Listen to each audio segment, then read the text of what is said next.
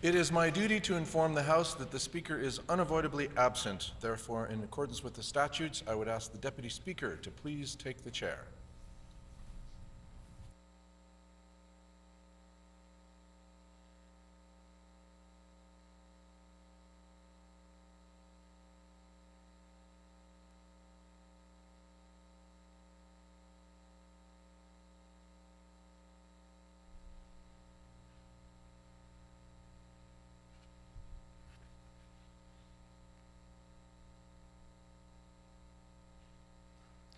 O eternal and almighty God, from whom all power and wisdom come, we are assembled here before thee to frame such laws as may tend to the welfare and prosperity of our province.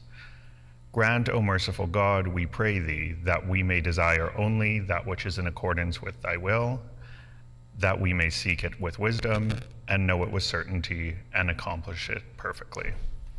For the glory and honor of thy name, and for the welfare of all our people. Amen.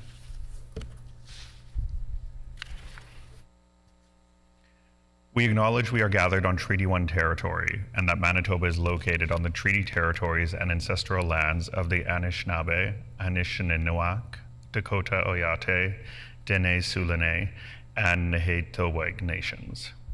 We acknowledge Manitoba is located on the homeland of the Red River Métis. We acknowledge northern Manitoba includes lands that were and are the ancestral lands of the Inuit. We respect the spirit and intent of treaties and treaty making, and remain committed to working in partnership with First Nations, Inuit, and Métis people in the spirit of truth, reconciliation, and collaboration. Please be seated.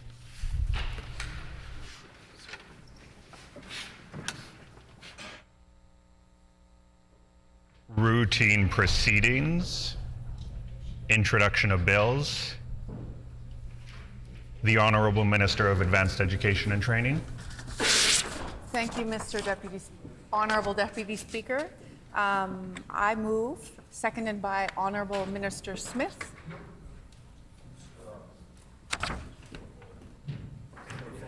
Portfolio. My apologies.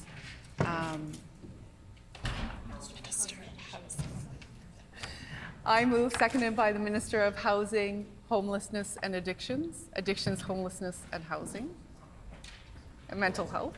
Close. Housing, Addictions and Homelessness, and Mental Health. That Bill number 5, the Adult Literacy Act, now be read for a first time.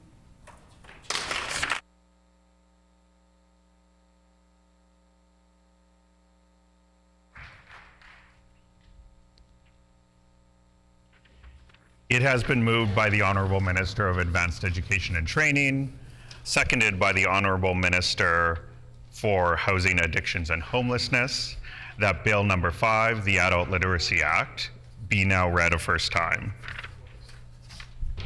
The Honourable Minister of Advanced Education and Training. Thank you, Honourable Deputy Speaker, and thank you for your patience on this Friday morning.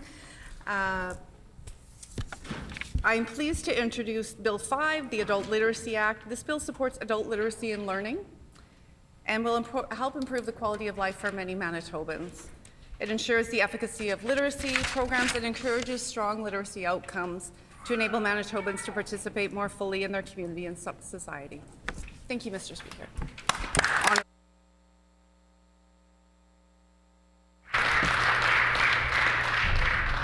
Is it the pleasure of the House to adopt the motion?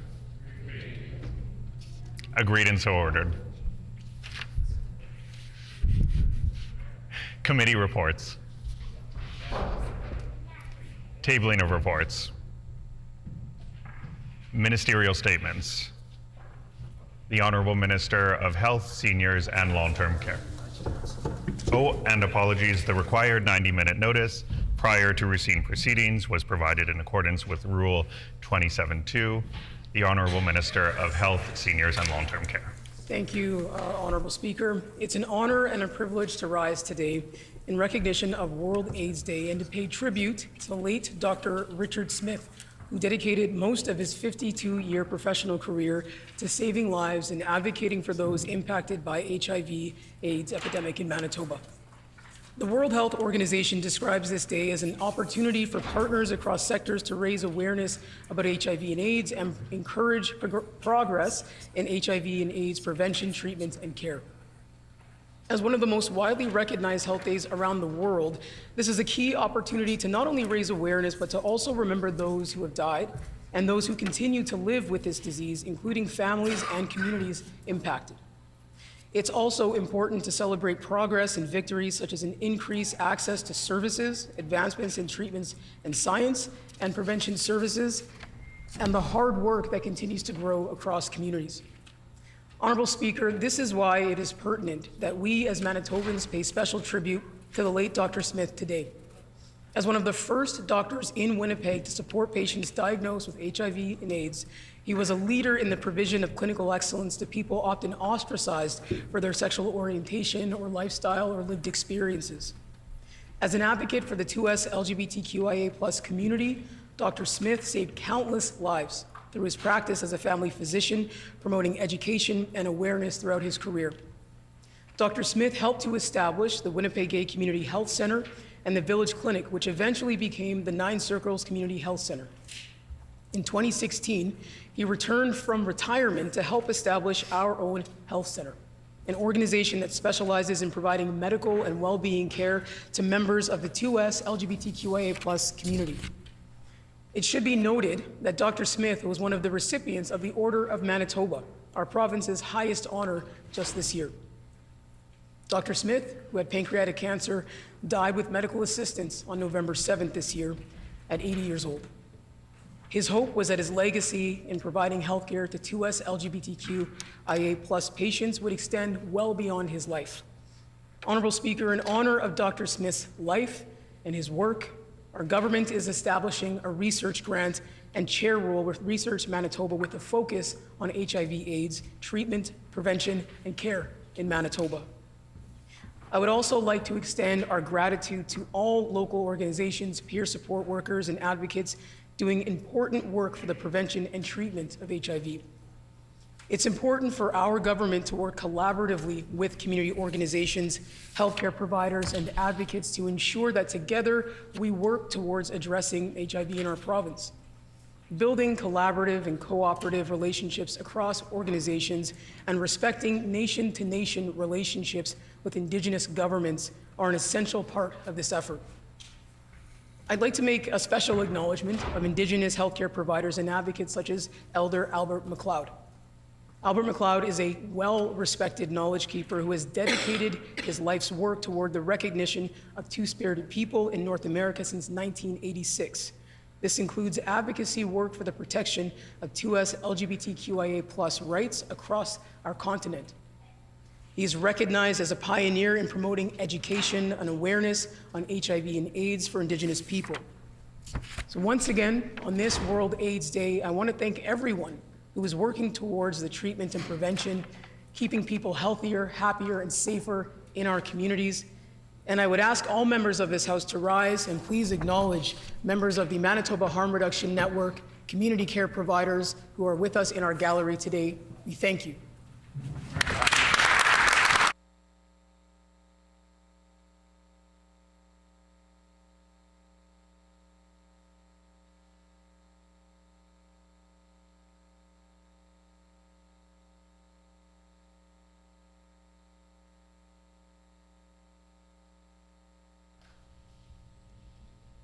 The Honourable Member for Roblin.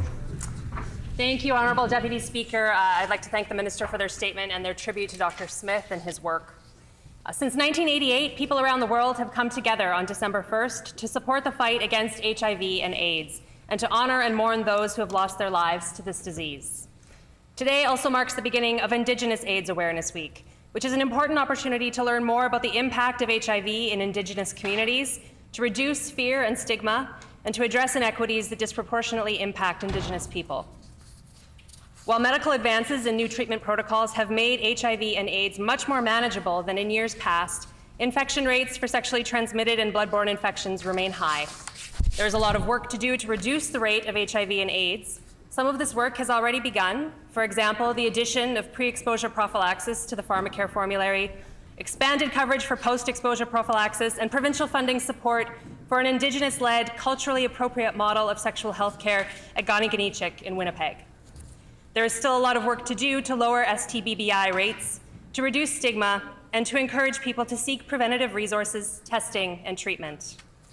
I would like to thank all of those on the front lines of HIV and AIDS in Manitoba who work to promote prevention, to make testing accessible in the community, and as well as the healthcare providers who provide ongoing treatment and care to those living with an HIV diagnosis.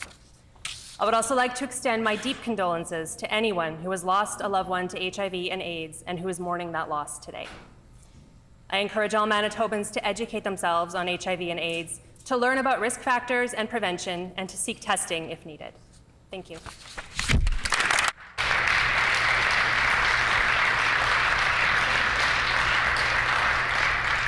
The honourable member for Tyndall Park. I seek leave to respond to the minister's statement. Is there leave for the member for Tyndall Park? The honourable member for Tyndall Park. Thank you, Honourable Deputy Speaker. I rise this morning on December 1st to recognize World AIDS Day. This day has been recognized since 1988 as time to come together in the fight against HIV and AIDS. AIDS was discovered in 1984, not that long ago, but it has made a huge impact on the lives of millions throughout the world.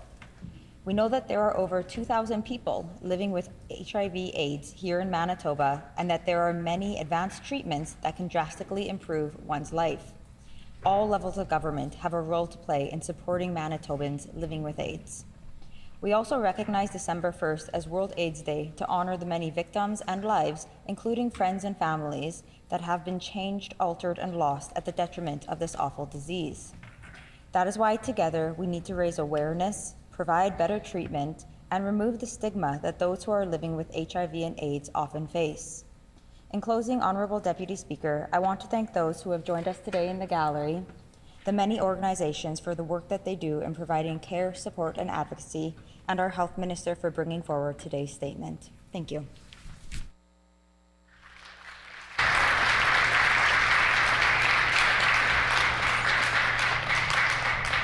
The Honourable Minister of Sport, Culture, Heritage and Tourism. And the required 90-minute notice prior to routine proceedings was provided in accordance with Rule 27.2. Thank you, Honourable Deputy Speaker.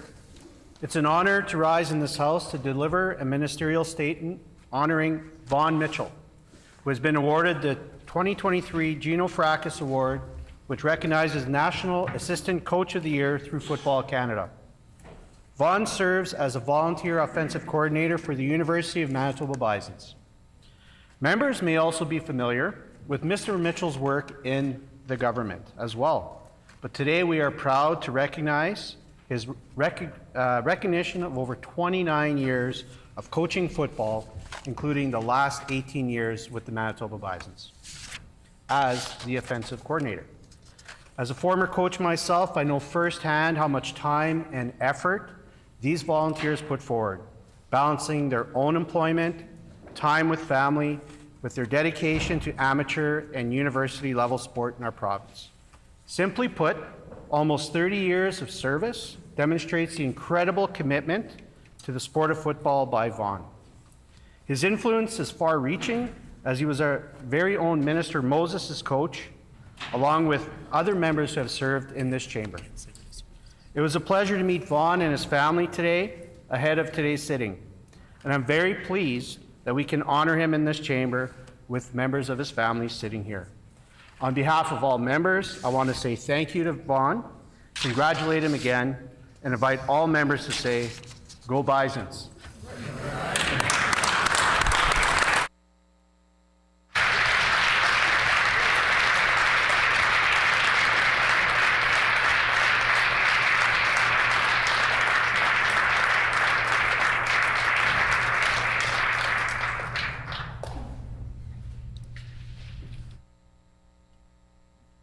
Before we move on, just a gentle reminder to members to refer to other members by their portfolio or their constituency.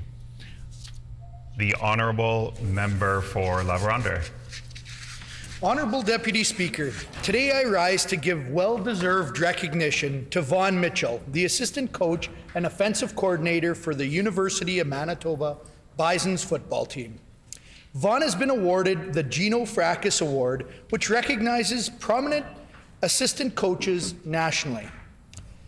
This has been his third straight year being nominated for the award, but it's the first year that he has been nationally recognized, earning the Assistant Coach of the Year title that comes with this award. He is only the second Bison member to be honored with the Gino Fracas Award, the first of whom was Richard Urbanovich back in 2005. Vaughn has dedicated much of his time to the Bison's football team as volunteer coach for 25 years. He has contributed to many of the team's successes, such as the 2007 Veneer Cup Championship and the team's placement in the 2014 UTEC Bowl semifinal. He is a proud member of the Bison's team, having played for the Bisons himself as a 4-year starter on their offensive line between 1989 and 1993. His passion for football could be seen both on and off the field and has led to his remarkable career achievements. On behalf of all Manitobans, I would like to congratulate Vaughn on his enormous achievement, and I wish him and the rest of the Bison's team many more successful seasons to come. Thank you.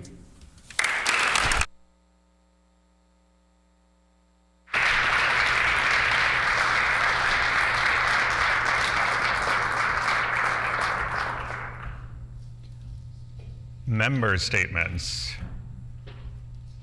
Member for Interlake Gimli. Honorable Speaker, I rise today to recognize the achievements of a constituent from Interlake Gimli who competed at the 2023 World Police and Fire Games.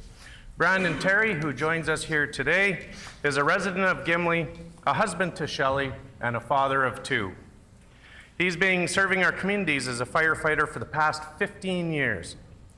Brandon currently serves as acting captain to the Winnipeg Airport Authority Emergency Response Service, ensuring the safety of Manitobans and visitors as they come and leave our great province. Prior to this, he served with the Canadian Armed Forces for 10 years, retiring as a Master Corporal in 2017. Brandon has always encouraged and organized fitness-related events over his fellow firefighters as a way to improve morale, overall health and well-being, as well as increasing operational capabilities for the department. He has organized and trained teams to compete in many national-level events, often returning with bronze and silver medals. At the World Police and Fire Games, Brandon competed in the 30-plus men's 66 kg category bench press competition. He successfully brought home a gold medal for his department and our province from this international event. Honorable Speaker, it's my pleasure to recognize Brandon Terry for his service to our country, province, and our constituency of Interlake Gimli. It is well-rounded individuals like Brandon that lead by example and guide us through their actions. They are a role model for our next generation. Members of the Legislature, please join me in recognizing Brandon Terry for his accomplishments, not just in life, but at the World Police and Fire Games.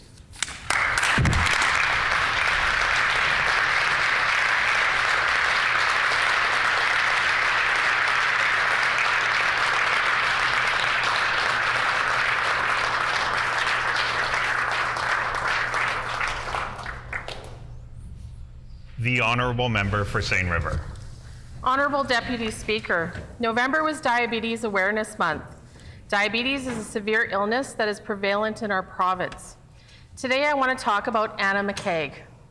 Anna is a 7-year-old who lives in River Park South and attends Samuel Burland School. Anna was diagnosed with type 1 diabetes when she was 3 years old. Fortunately, Anna's mom, Ashley, was able to purchase a continuous glucose monitor and insulin pump for Anna. These tools made a huge difference in the McCaig family's life by regulating blood sugar spikes and lows and making a needle prick at the press of a button.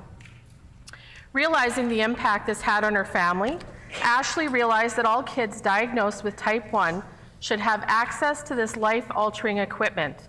And so began Ashley and now Anna's advocacy for type 1 diabetes patients.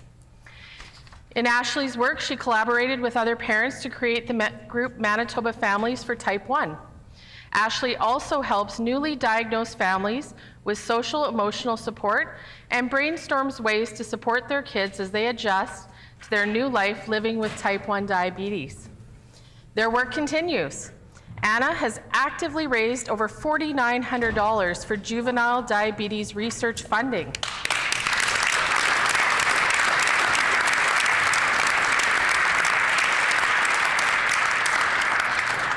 Anna has also participated in an awareness day on the steps of the Legislature, helping to highlight the barriers and challenges folks with type 1 diabetes experience. In their next advocacy phase, this inspiring mother-daughter duo plans to advocate for insulin support in schools. I am inspired and encouraged by Anna and Ashley's advocacy for Manitobans diagnosed with diabetes for a healthy and thriving lifestyle. I'd like to invite my colleagues to stand and thank Anna and Ashley McKaig, who join us with the rest of their family in the gallery for their incredible work and dedication to diabetes awareness. Thank you.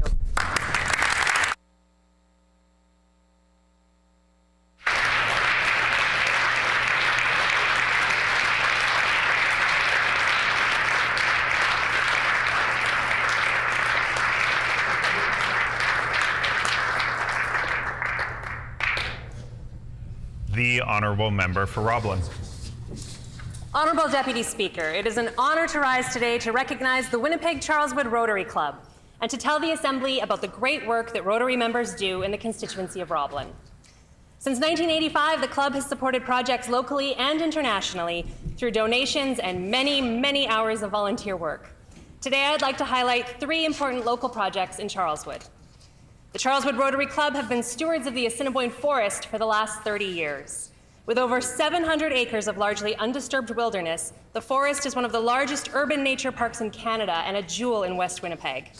Rotary volunteers work closely with the City of Winnipeg on maintenance of the forest's trails and boardwalk, the addition of new signage, and enhancing accessibility so that more Winnipeggers can enjoy this beautiful natural space. The Charleswood Rotary Club is a major supporter of literacy programs at West Grove School.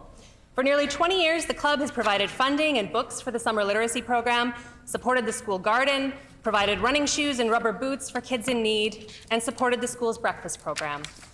Rotary is also working to support Ukrainian refugees through Bridge of Hope Ukraine. The club collects furniture and needed household items, and then coordinates with families in need who can come in and shop for what they need from the 100% free store. Their selections are then delivered to the families' homes free of charge. To support all of these worthwhile projects, the club must raise funds. And to that end, everyone in Charleswood knows and enjoys Lobster Fest. Every year, we look forward to supporting Rotary by purchasing a fine lobster dinner. And every year, the event is a sellout. Lobster Fest has been the club's main fundraiser for 34 years and enables all of us in the community to support the good work of the Rotary Club. I'd like to acknowledge the president of Charleswood Rotary, Ian Scott, and longtime Rotarian Jack Wilson, both of whom join us in the gallery today, and thank them and their fellow Rotarians for their dedication to our community. Thank you.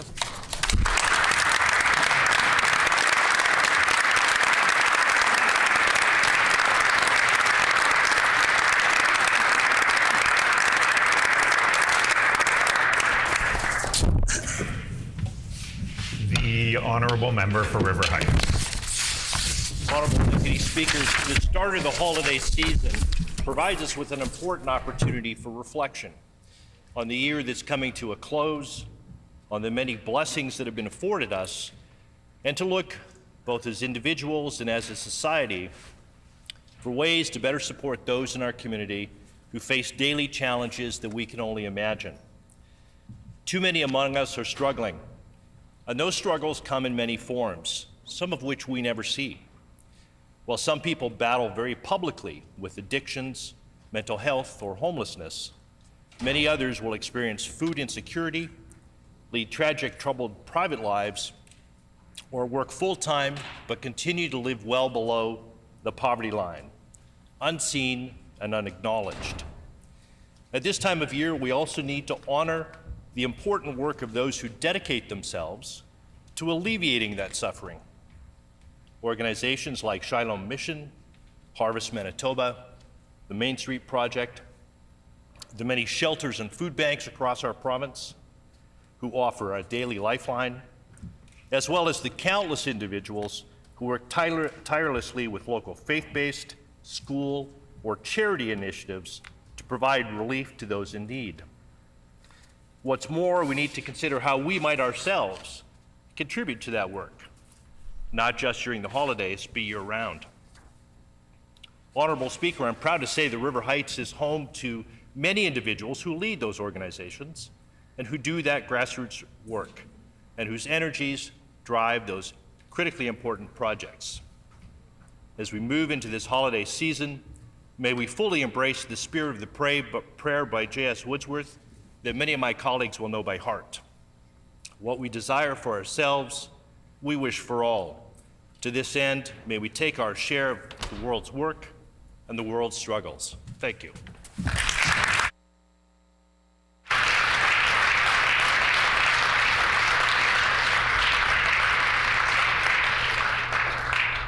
The Honourable Member for Lakeside. Thank you, Honourable Deputy Speaker. Today I'm honoured to rise in the chamber to recognize golfer Aaron Cockrell. Born in Toulon, Manitoba in 1992, Aaron has been part of the Lakeside community for quite a few years. Entering a golf tournament in Killarney at the age of 15 and winning is when he decided to quit baseball and pursue golf. As he said, golf is an individual sport. You mess up, that is on you. He went to Texas A&M for 1 year of college and then continued his schooling at the University of Idaho. Aaron has his degree in finance and was on the dean's list for his academic accomplishments. The golf coach pushed Aaron to compete professionally. Coach Means had played a very important role in these young men's lives, making it to all their weddings and maintaining contact with all the golfers even to this day. Trying out for qualifying school in Canada, he made the cut and started his career. Maintaining his card, he played in Canada for 2 years. In 2017, he then decided to try out for qualifying school in Europe. He made the cut, which allowed him to play in the Challenge Tour. He got to play in selected events for 1 year. In 2019, he decided to try again for qualifying school. This time he placed 5th overall and had the choice of what tournaments he wanted to enter. The end of 2023 has been to 17 countries on 4 different continents. In 2021, Aaron got married to Chelsea Scrivener of Stonewall, and in February 2023, they had their first child. Aaron found it very difficult to travel and work without his family by his side. Addison has quite a few stamps on her passport already and has had a fair bit of TV time for being 10 months old. In April of 2023, Aaron came very close to receiving his first win in the DP World Tour. He was in Japan and playing his best game ever where he lost in a playoff hole. That time he was very disappointed, but that motivated him even more to make the goal a reality. He's now in Africa and has started the 2024 season. He will be home for the holidays and then off to Dubai with the family in early January to continue his career. Please join me in congratulating Aaron Cockrell for his accomplishments.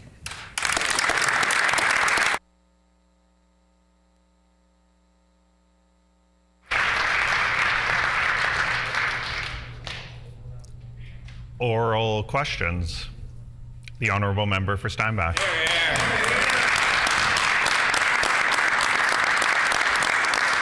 Honourable Speaker, Manitobans have been disappointed to learn that because of the short duration of the proposed tax holiday and the NDP's love for the federal carbon tax, the gas prices might jump as high as 20 cents a litre next summer. Now, yesterday, the Premier acknowledged that whatever short-term savings there might be, they might not actually get to Manitobans if those savings aren't passed along. So he vowed to crack down on gas stations and on grocery stores. Is the Premier an expert on Texas crude prices, or is he planning to go to the grocery store weekly and price check sugar pops and farmer sausage? Or how exactly does he plan to plug another hole in legislation that is full of holes? The Honourable First Minister.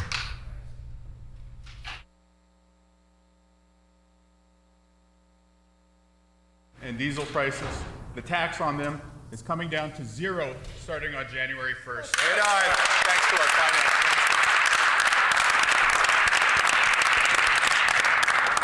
constrained consternation and faux outrage of my friend from Steinbach is being purposely marshaled here today to cover up the fact that he and his colleagues never took this step during time in office.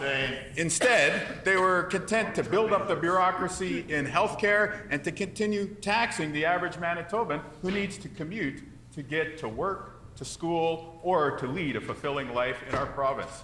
Now, we know that there are tons of people out there with expertise in the energy markets, and that's why, in addition to bringing in this step, we are also going to ask the Public Utilities Board to bring in oversight of gasoline prices here in the future for Manitoba.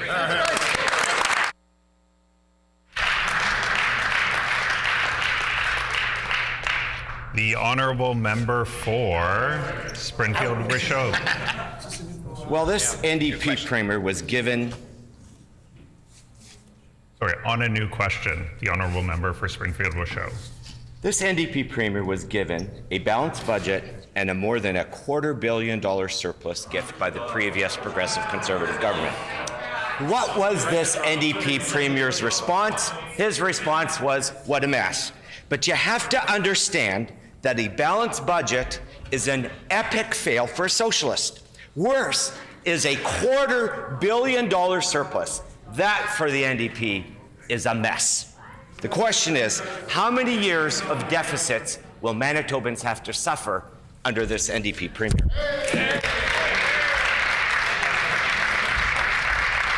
The Honourable First Premier, First Minister. You know, I'll note that our team is committed to fixing up the mess left by the PC government.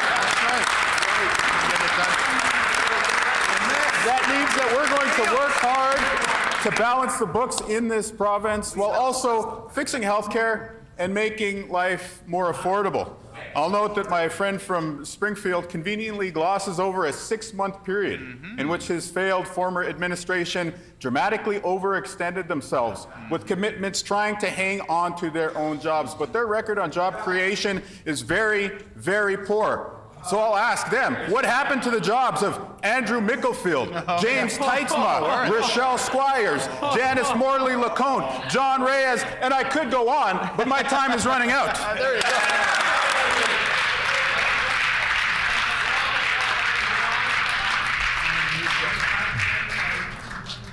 The Honourable Member for Turtle Mountain on a new question. Honourable Deputy Speaker, one of this minister's first acts was to fire the board of dedicated Manitobans. To the MPI board that he so unceremoniously threw aside to make way for his flunkies, I want to say Manitobans appreciate your service. These boards serve to represent Manitobans, at least they used to. Can the minister explain why he thinks that taking a Labour leader from the picket line and putting her on the board table is fair to Manitoba ratepayers? Oh, good question.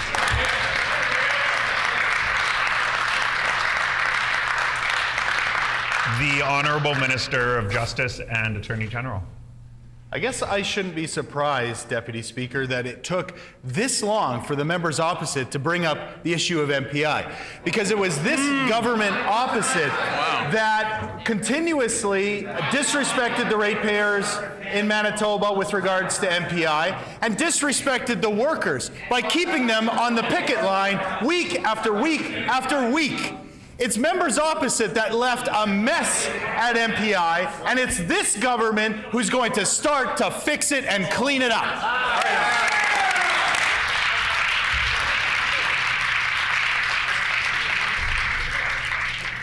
The Honourable Member for Selkirk with a new question. Honourable Deputy Speaker, the PC government committed to the people of Selkirk, St. Andrews, St. Clements, and East Selkirk to replace a 90-year-old bridge that is decayed, to be done in 2024. When will this government have a start date to reconstruct that bridge, or have the NDP cut it?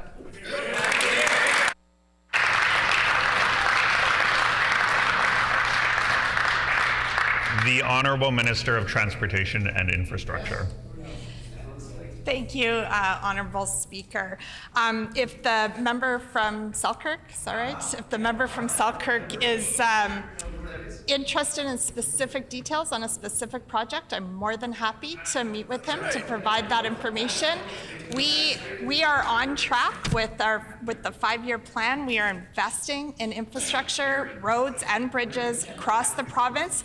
Where that team cut, we will build.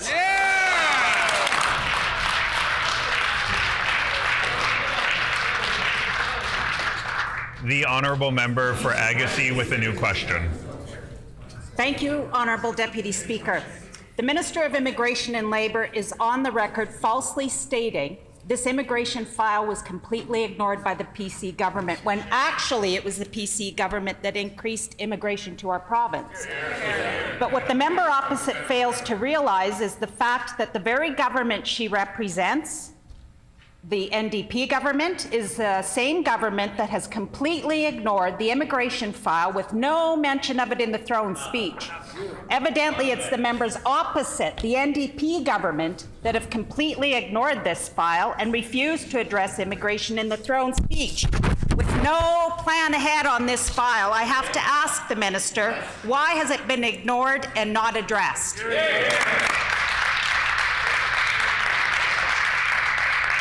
The Honourable Minister of Labour and Immigration. Honourable Deputy Speaker, I was asked to be in Cabinet on a Wednesday, and I was already out in rural communities talking about immigration to our communities out there on the Friday.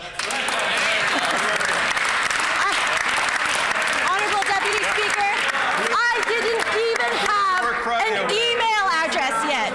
Honourable Deputy Speaker, I didn't even have any business cards yet. Order. Friday over there. Honourable Minister of Labour and Immigration. Thank you, Honourable Deputy Speaker. I didn't even have an email address yet. I didn't even have any business cards yet. And I was already out in communities like Brandon, Neepawa, and Russell trying to promote newcomers to go to these communities because I know how important immigration is to our province for us to continue on for our labour sector and also for our economy. So no, that is not true what members opposite are saying.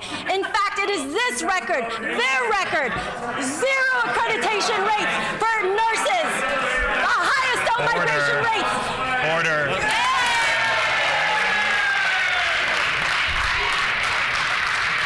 Okay.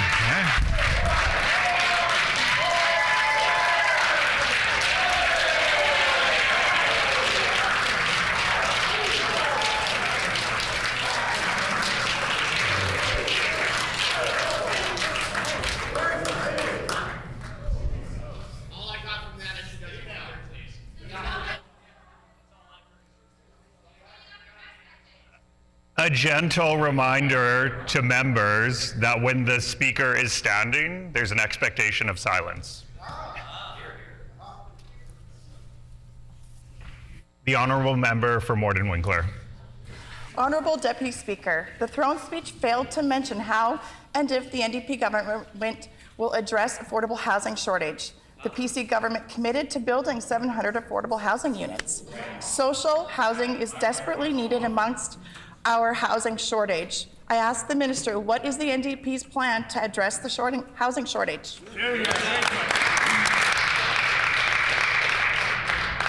The Honourable Minister of Housing, Addictions and Homelessness. Thank you, Deputy Speaker. Well, when I got into this role, I can tell you there was a whole list of social housing that was set to be sold by this former government. Shame. Affordable housing that Manitobans rely on. The very people that were in bus shelters that this former government were okay living in. The former government were okay with people living in tents. Shame. This government should be ashamed of themselves. They had no plan to get these folks housed. Their plan was to open up more shelters. That's not sustainable for folks living in Manitoba. We have a plan of sustainable living for folks to have dignified living. The member's time has expired. The Honourable Member for Tyndall Park. Thank you, Honourable Deputy Speaker. People are struggling with mental health challenges in every community across Manitoba. One thing that we need to do is regulate psychotherapy. Regulation would ensure that more people have access to therapy and that those practicing are properly trained to do so. For the last 2 years, I encouraged the previous government to do this, but it didn't happen. So I want to ask this new government, will you regulate psychotherapy here in Manitoba? The Honourable First Minister. Thank you, Honourable Speaker. I want to say that, the opposition are running through their questions very quickly, but it took the member for Tyndall Park to raise the number one issue that matters to the people of Manitoba, which is healthcare. And I know that healthcare is very important to all of our constituents right across the province of Manitoba. And that's why I look forward to continuing our important conversations on topics like mental health to ensure that people, whether they're in Lac du Bonny or Virden, Steinbach, Winnipeg, Northern Manitoba, have access to improved mental health services. All of us have felt the strain of the pandemic and have begun to think about mental health in a new way over these past few years. Our government will deliver improved services with that in mind.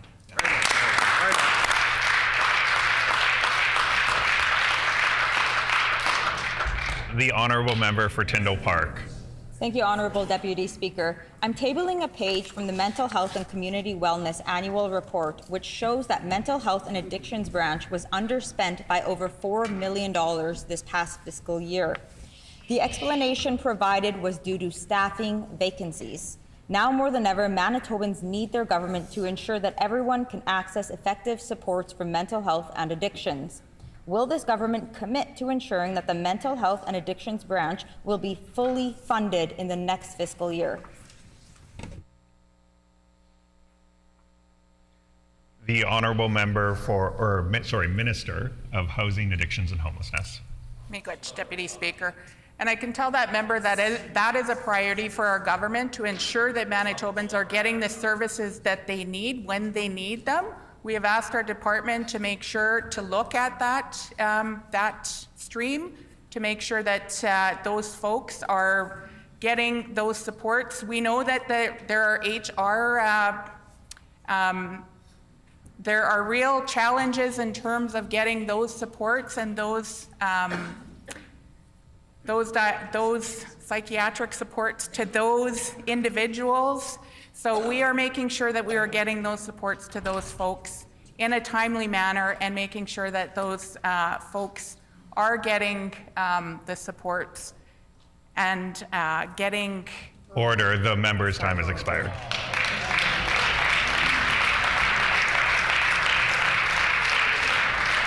The Honourable Member for Tyndall Park with a final supplementary. Thank you, Honourable Deputy Speaker. The Manitoba Advocate for Children and Youth just released its annual report with very troubling findings. Last year, we tragically lost 37 young people under the age of 21 by suicide. This represents a 42% increase from previous years and the highest annual number of deaths by suicide that Macy has been notified of. Will this government please share what their youth mental health strategy is today? The Honourable First Minister. I want to thank the member for Tyndall Park for this serious question.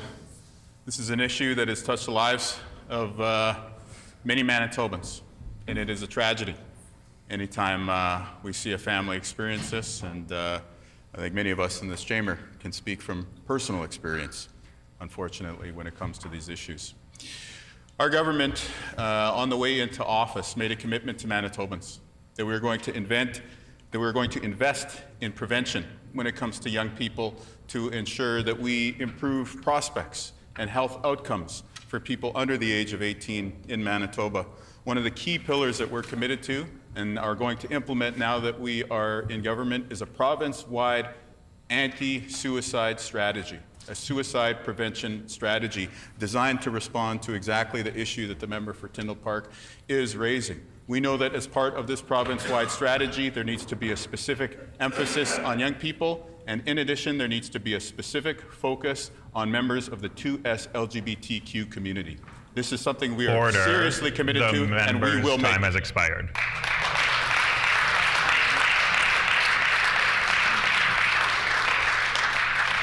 The Honourable Member for Seine River. Honourable Deputy Speaker, our government is a listening government. It's a new day in Manitoba. We're building new relationships with municipal leaders to better meet the needs of all Manitobans in this province. Several of our government ministers, including the Premier, were present at AMM this week.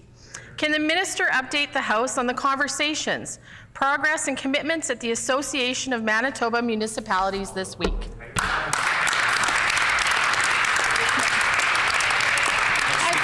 The Honourable Minister of Municipal and Northern Relations, Indigenous Economic Development. Thank you, Honourable Speaker. I'd like to thank the member from St. River for that fantastic question.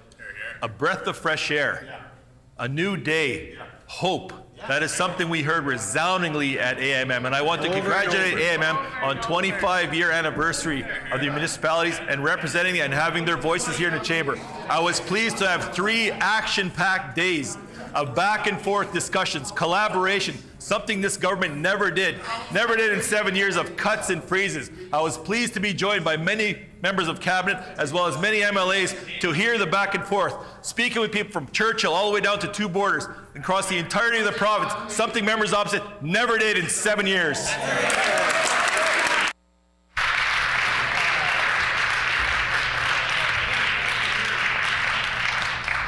The Honourable Member for La Vérendrye. Thank you, Honourable Deputy Speaker. The Arts, Culture, Sport and Community Fund provided more than 800 grants for over $100 million to community organizations all across our province. $100 million. It funded improvements to rinks, cultural centres, sports programs, community centres, and much more.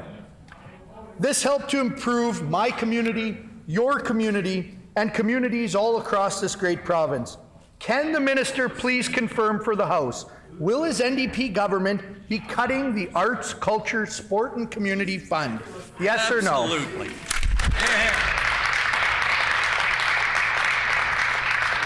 The Honourable Minister of Sports, Culture, Heritage and Tourism. Well, after years of chaos and cuts, the needs of communities across Manitoba needed to be met, but it was met with year after year of municipal freezes. That's right. Municipal freezes that they had to not put money into infrastructure. 11th hour promises. The fund that he talks about was supposed to be a 3-year fund, condensed just before the election, 11th hour. We are working for Manitobans, and not like what their slogan was, fighting Manitobans.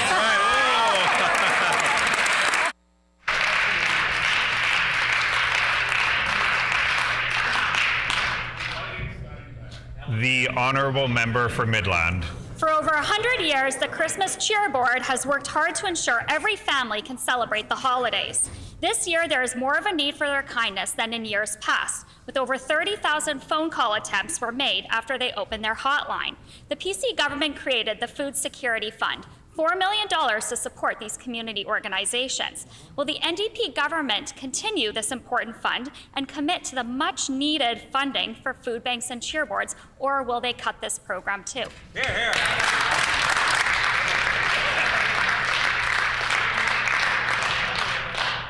The Honourable Minister of Housing, Addictions and Homelessness. Thank you, Deputy Speaker. And I want to thank the Christmas Cheer Board for all of the work that they do and all of the Manitobans for the work that they do.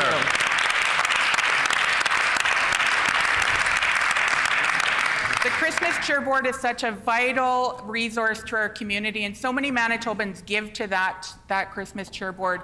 I know when I was a teacher, many of our students would go out and we would deliver hampers, and so many Manitobans are a vital part of that process. So I want to encourage all members in this House to give generously to the Christmas Cheer Board, because they rely on so many of our community members. I was listening to CJOB as I was coming into work this morning, and they were talking about as well as giving to Harvest Manitoba. So I also want to encourage members in this House time has expired.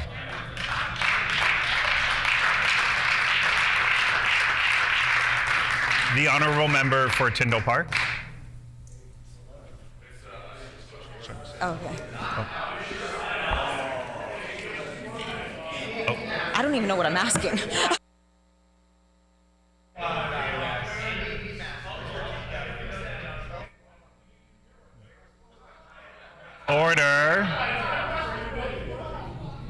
Order. The Honourable Member for Assiniboia. Thank you. Honorable Deputy Speaker, in the throne speech, our government announced that we are taking steps to ensure prescription birth control is free for all Manitobans who require it. This is amazing news for women and gender diverse folks who use this form of healthcare. Can the Minister of Health inform us about their conversations with healthcare professionals and providers of accessible reproductive services in Manitoba, as well as experts' opinions on this historical announcement?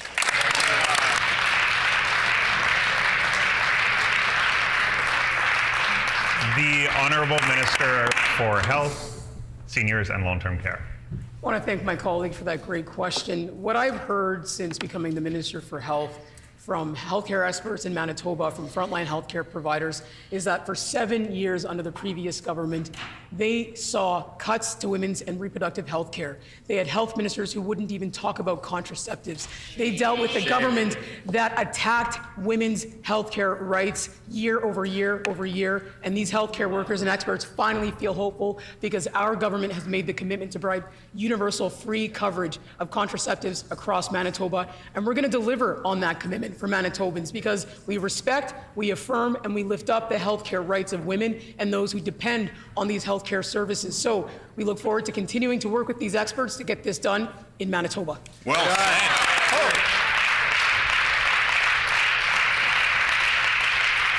The Honourable Member for Roblin. The NDP government deleted all of the surgical and diagnostic wait times data from the website. What are they trying to hide? Here it is.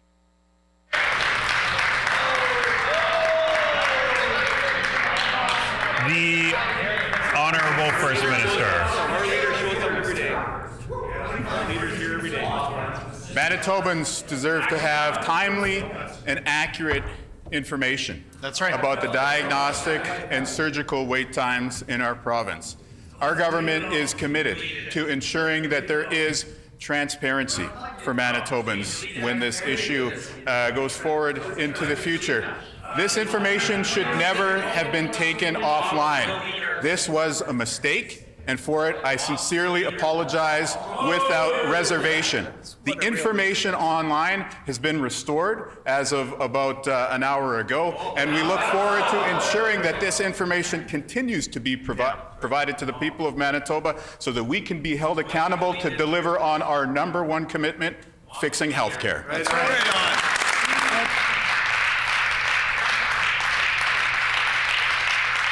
The Honourable Member for Lakeside. Thank you, Honourable Speaker. The Minister for Municipal and Northern Relations committed at yesterday's AMM forum that the municipalities will be receiving annual increases in provincial transfers. Can the Minister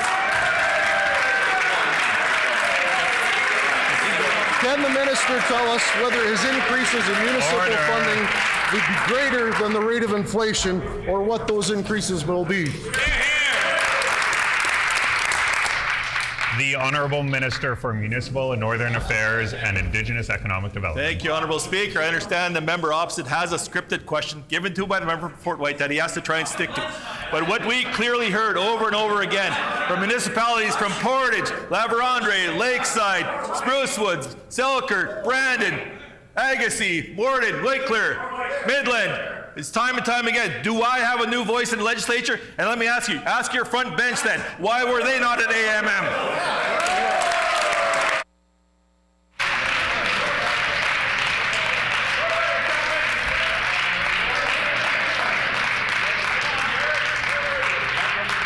The Honourable Member for Portage La Prairie. Thank you very much, Honourable Deputy Speaker. The members across mentioned about the word seriousness, and that brings my question forward. As the price of groceries continue to skyrocket because of the cost of productions for farmers that grow their crops, will this minister explain to Manitobans why propane and dyed gas is not part of the NDP fuel tax cut?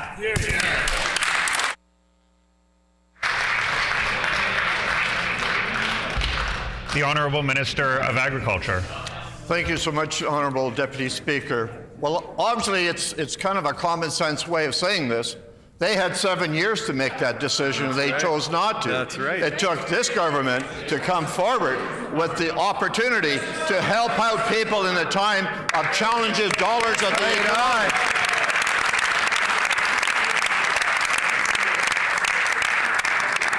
May I say this as well? They went through 3 agriculture ministers to address a problem that they didn't even know who to leave as far as dealing with the Crown land issue at the very end. And when you talk about affordable living for agriculture producers, actually, you know what? In the first time in a number of years, Mr. Speaker, we have the lowest number of cattle in the province of Manitoba. The member's time has expired. Order.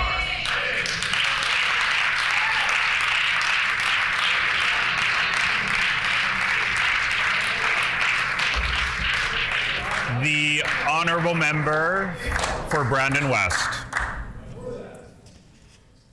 Honourable Deputy Speaker, Bill C-48 recently passed the House and the Senate. So obviously they're doing the work for this government. The minister has said that Manitoba can go on its own way without the federal government for bail reform. Is that his way of saying he can actually do more to keep violent offenders behind bars?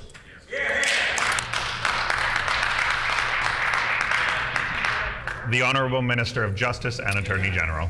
Thank you very much, Deputy Speaker. I had an opportunity to speak with Federal Minister LeBlanc and Federal Minister Varani, and to bring forward Manitoba's position that we want to see bail reform at the federal level, and we want to see it now.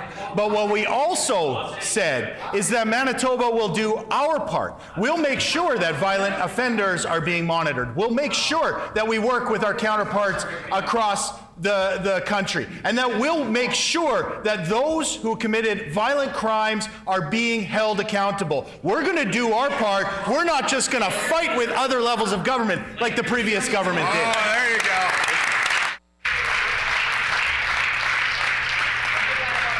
The honourable member for Riding Mountain. Honourable Deputy Speaker, on June 23rd, the Clean Environment Commission report on the proposed CO silica sand extraction project east of Winnipeg was released. On July 26th, RCT Solutions signed an MOU with the province to explore the construction of a $3 billion solar panel production facility utilizing this high-quality sand, creating 8,000 permanent jobs. Wow. It's been over 5 months.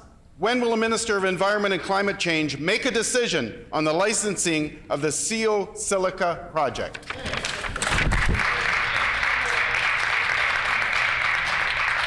The Honourable Minister of Environment and Climate Change. Thank you, Honourable Deputy Speaker. And I'd like to thank the member opposite for their question.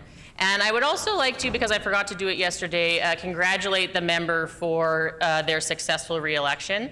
And I want to also commend them for putting their name on the ballot, unlike almost half of his former colleagues who didn't have the courage and couldn't face themselves in the mirror to put themselves on the ballot and join the former PC government. To answer the question, this is a very important decision, one that our department is examining very, very closely, and one that we will not be rushed into by the opposition.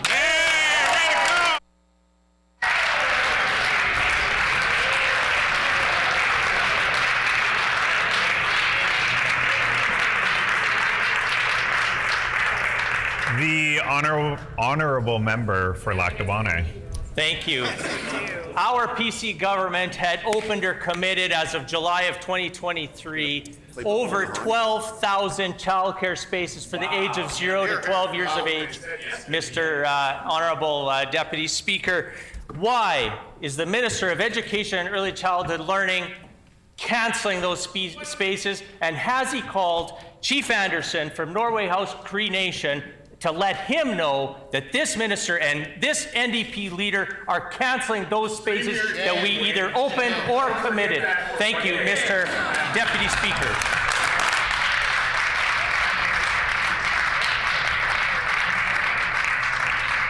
The Honourable Minister of Education and Early Childhood Learning. Well, thank you, Honourable Deputy Speaker. like to get up to answer this question because yesterday we had the Child Care Coalition of Manitoba here at the Manitoba Legislature outlining their concerns regarding early childhood learning and all the spaces that need to be created. I can tell you, Honourable Deputy Speaker, we're getting to work on that right now. As a matter of fact, simultaneously, while they were holding their press conference yesterday, we were out in Saint Laurent avec the Manitoba Métis Federation opening new spots in Saint Laurent, Manitoba. I want to remind the member from Lac du Bonnet that that number he floated before is actually 1,400 spaces created in 2 years. At the rate that they were going, it would have taken 30 years to create. Time has expired. Order.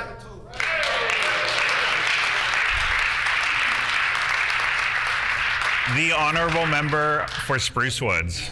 Thank you, Speaker. The Premier and I had such a wonderful exchange on Wednesday. I'm curious whether he's going to answer this question or the Finance Minister.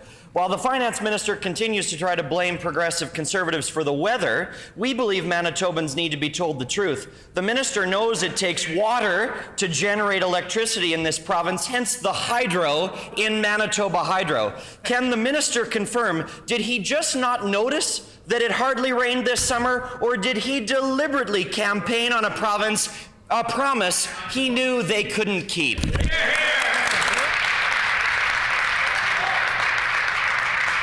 The Honourable Minister of Finance. Surprised they didn't blame Trudeau. The Honourable Minister of Finance.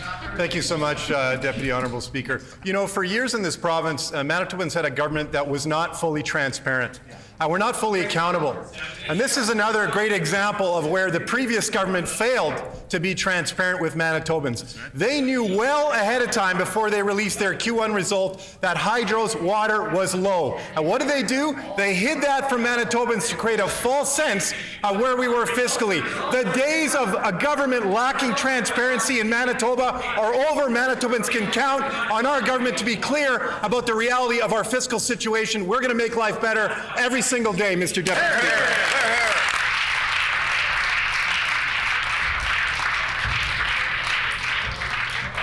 The Honourable Member for Fort White. Honourable Deputy Speaker, we heard from Manitobans at committee 2 nights ago for Bill 3, the gas tax holiday. Will the Premier and Minister listen to what we have been calling for and make amendments to the bill? Will they remove the arbitrary end date, and will they make amendments and make coverage universal for all uses of vehicles? Yes or no? Will they listen to what we have been calling for on this side of the House? Hear, hear.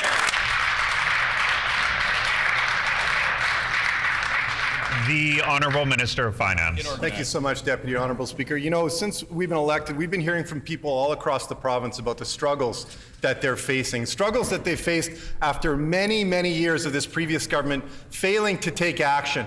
They failed to take any meaningful steps to improve affordability in this province, but things have changed. We have a new day in this province. Our government is committing to taking action, and we're going to ensure that the taxes on fuel will be reduced to zero on January 1st. The only question is whether or not the members opposite will support. We know the other night at committee, they voted against clause after clause after clause. Manitobans want to know, will they vote for the bill, yes or no?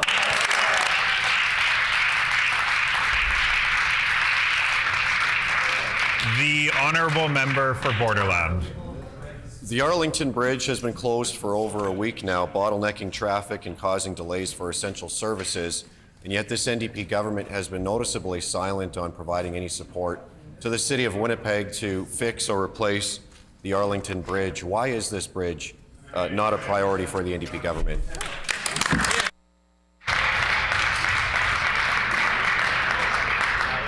The Honourable Minister for Municipal and Northern Relations and Indigenous Economic Development. Thank you, Honourable Speaker. Health and safety is the utmost priority for us across on this side of government as well, and that's the priority, and that's the reason. And we will, unlike members opposite, we will listen to the experts, we'll listen to the engineers, the structural people that are involved in the health and safety of all Manitobans. And if members opposite so believed in the infrastructure of not only Manitoba but our city of Winnipeg, why did they freeze municipality year after year after year? The honourable member for Red River North. Honourable Speaker, history has shown us the consequences of communist and socialist governments and what happens when they interfere in free markets. Product shortages happen, stifled innovation, and zero economic growth, Honourable Speaker. Yesterday, the Premier told the Brandon Sun that he has taken interest in the federal government's action on grocery stores. Well, Honourable Speaker, Ottawa has threatened new taxes on grocery stores. Wow. Now that we know the NDP Premier has an interest in doing the same, can he tell Manitobans today what new taxes he's planned for grocery stores in the new year?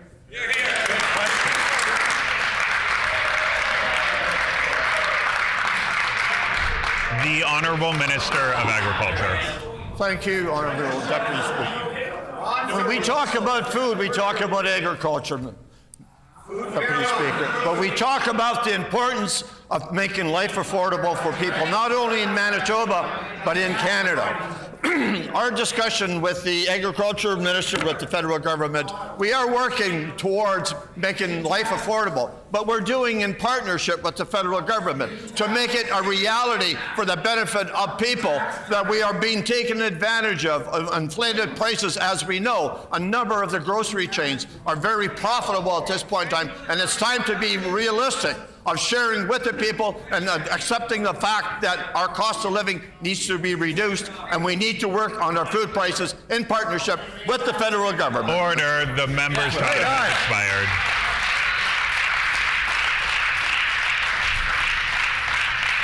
The honourable member for Selkirk. Honourable Speaker, since coming into government, the NDP have cancelled daycare spaces, they've cut schools, they eliminated surgery options for Manitobans, they unplugged the wait times computer, and apparently now they plugged it back in this morning. They reduced hours at the St. Anne emergency room, they cut money to the arts.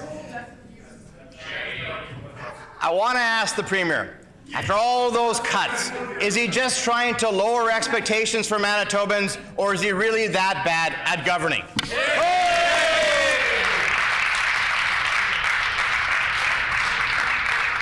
The Honourable First Minister.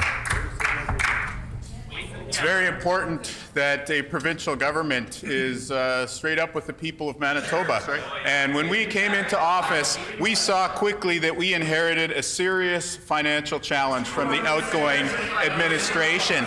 And so we are hard at work to be able to chart a course towards responsible fiscal management here in the province while making good on our commitments to fix healthcare and lower costs for your family. Along the way, we're taking many important steps to ensure that everyone in Manitoba has a role in this new plan, and that's why we were happy to announce Brandon Burley as our Southern Manitoba Cabinet Office, which means that finally the people of Southern Manitoba will have something that they never had over 2 terms with the PCs, a voice in the provincial government.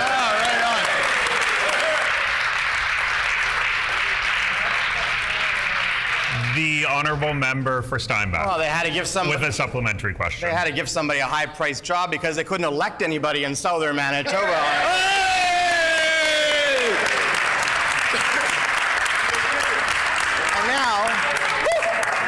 And now he throws the independent financial auditor under the bus, the financial auditor in Manitoba, who said there's a $250 million surplus. And they took that $250 million surplus and decided to cut schools and cut daycares. They decided to cut money to the arts. They decided to cut the emergency room hours in St. Anne. Cut. A $250 million, and all they could do is cut. Well, the Premier admit that nobody should be supporting his throne speech this afternoon, and we won't, because he's a cutter.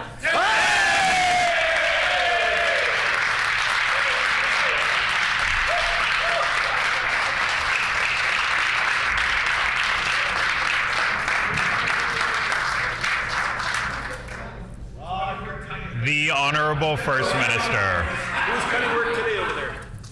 You know, I welcome a debate about electing people to the legislature. With the PCs, any day, any time. time, we can bring that to the floor with a government motion if they like. You know, there are days when question period is a forum for serious debate on issues that matter to the people of Manitoba. But when you have my friend from Steinbach, who was personally the person who cut 3 of the biggest emergency rooms in our province, bringing forward this fake outrage, trying to accuse us of cutting services, I think we know that the rhetoric is going a bit too far. What Manitobans should expect from us is serious governance. We are going to put a path towards fiscal management back on track here in the province. We are going to fix healthcare by showing respect to the front lines, and we are going to lower costs for you, the people of Manitoba. Who would disagree with a plan like this? Certainly our team is implementing it each and every day.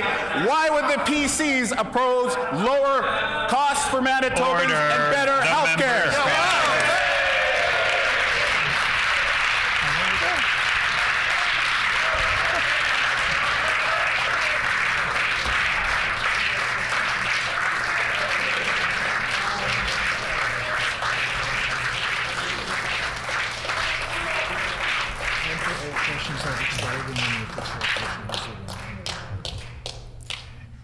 And with that, the time for oral questions has expired. Order the official opposition House Leader. On a point of order. On a point of order? Obviously the NDP, they lost their place in QP and it gobbled up a lot of time. I would ask to extend QP for another minute and 12 seconds, please. It's not a... Is there leave to extend oral questions for another minute and 12 seconds? Leave is denied.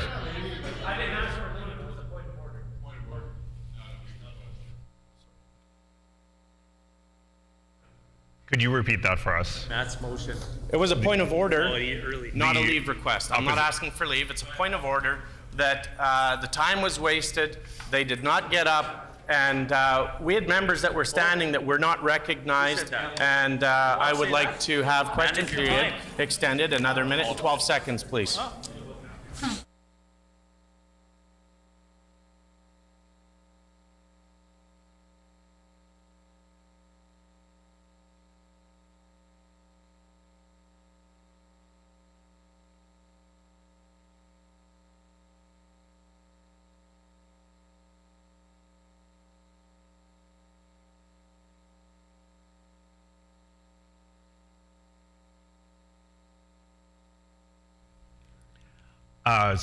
Unfortunately, that's not a point of order.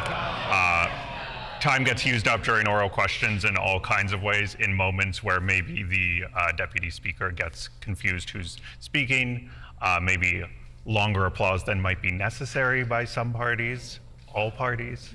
And unfortunately, the only way to extend oral questions is through a leave request and not a point of order.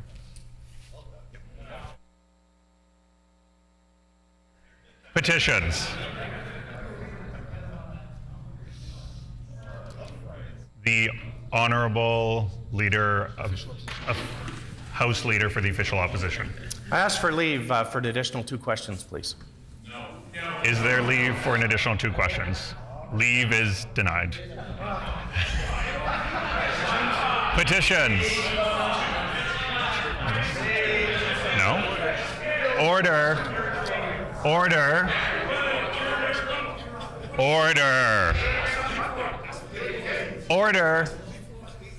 So maybe for the second time today, I'll remind new members, returning members, that when the speaker stands up, it means I need your attention, which also requires the noise to go from wherever it is to 0. So we'll move on to petitions. Orders of the day, government business.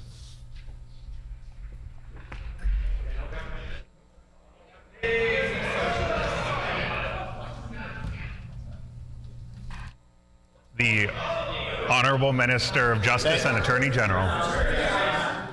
Thank you very much, Deputy Speaker. I'd ask that we resume debate on the throne speech. Right on.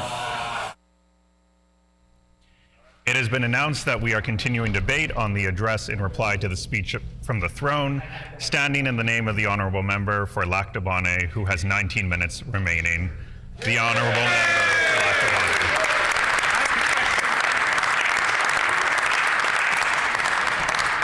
Thank you, Honourable Deputy Speaker, and it gives me great pleasure to be able to stand up in the House today to put a few words on the record in favor of the amendment brought forward by our Leader of the Opposition, the MLA for Tuxedo. And as some of our members have already stated, we will be not supporting the throne speech put forward by the NDP leader, the Premier. Today, Honourable Deputy Speaker, I do want to say thank you. I want to say thank you to the Lac du Bonnet constituents, the 23,000 constituents that reside in the Lac du Bonnet constituency.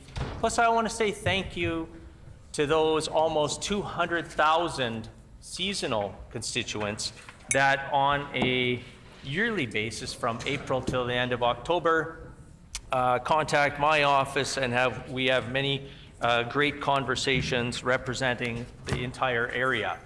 Now, the constituency is named Lac du Bonnet, but technically, geographically, it is a very large constituency. We go from the shores, the east shores of Lake Winnipeg and Victoria Beach, all the way through straight east to the Manitoba-Ontario border to approximately 20-25 miles south of the #1 highway, and then zigzags through the rural municipality of Reynolds all the way up to Beausejour, Garson, and Tyndall. Honourable Deputy Speaker, the constituency is made up of 10 municipalities, 20-plus communities, 2 school divisions, 2 Hutterite colonies, and of course a wonderful First Nations community, which also includes the Whiteshell Provincial Park, which we have West Hawk and Falcon in there as well. So I am truly, truly honored to be asked to, chosen to represent the Lac du Bonnet constituency yet again. Starting my 13th year, Honourable Deputy Speaker, I do want to thank my campaign team who worked tirelessly to get us re-elected. And I'd like to give a shout out to Bob, Phil, Robert, Leanne, Dwight, Terry, Bob Y, Doug, Dave, Lydia, Kevin, and countless other volunteers, Honourable Deputy Speaker. Of course, you cannot do this alone, and for now entering my 4th term, Honourable Deputy Speaker, you have to have the commitment and the approval of family. Because as many wise former colleagues and current colleagues have said, that when this wonderful opportunity to represent constituents comes to an end, whether that's by choice of the constituents that you're serving or by the choice of the member, you have your family that needs to be there. So I want to give a big shout out to, of course, my wonderful wife Tracy and my 2 wonderful sons, Braden and Jarvis, my mom, Lydia, and my mother-in-law, Sylvia. And this next little bit, Honourable Deputy Speaker, is going to be a little bit tough to get through. But during the election, unfortunately, after 6.5, 7 years of battling cancer, during the election, we lost my sister-in-law, Monique, my brother's wife, a few days before her 46th birthday. So, I just want to send a message to everyone in this chamber. Congratulations to those of you who are here for the first time and those of you that have been re-elected. But technically, family is the most important piece to this job.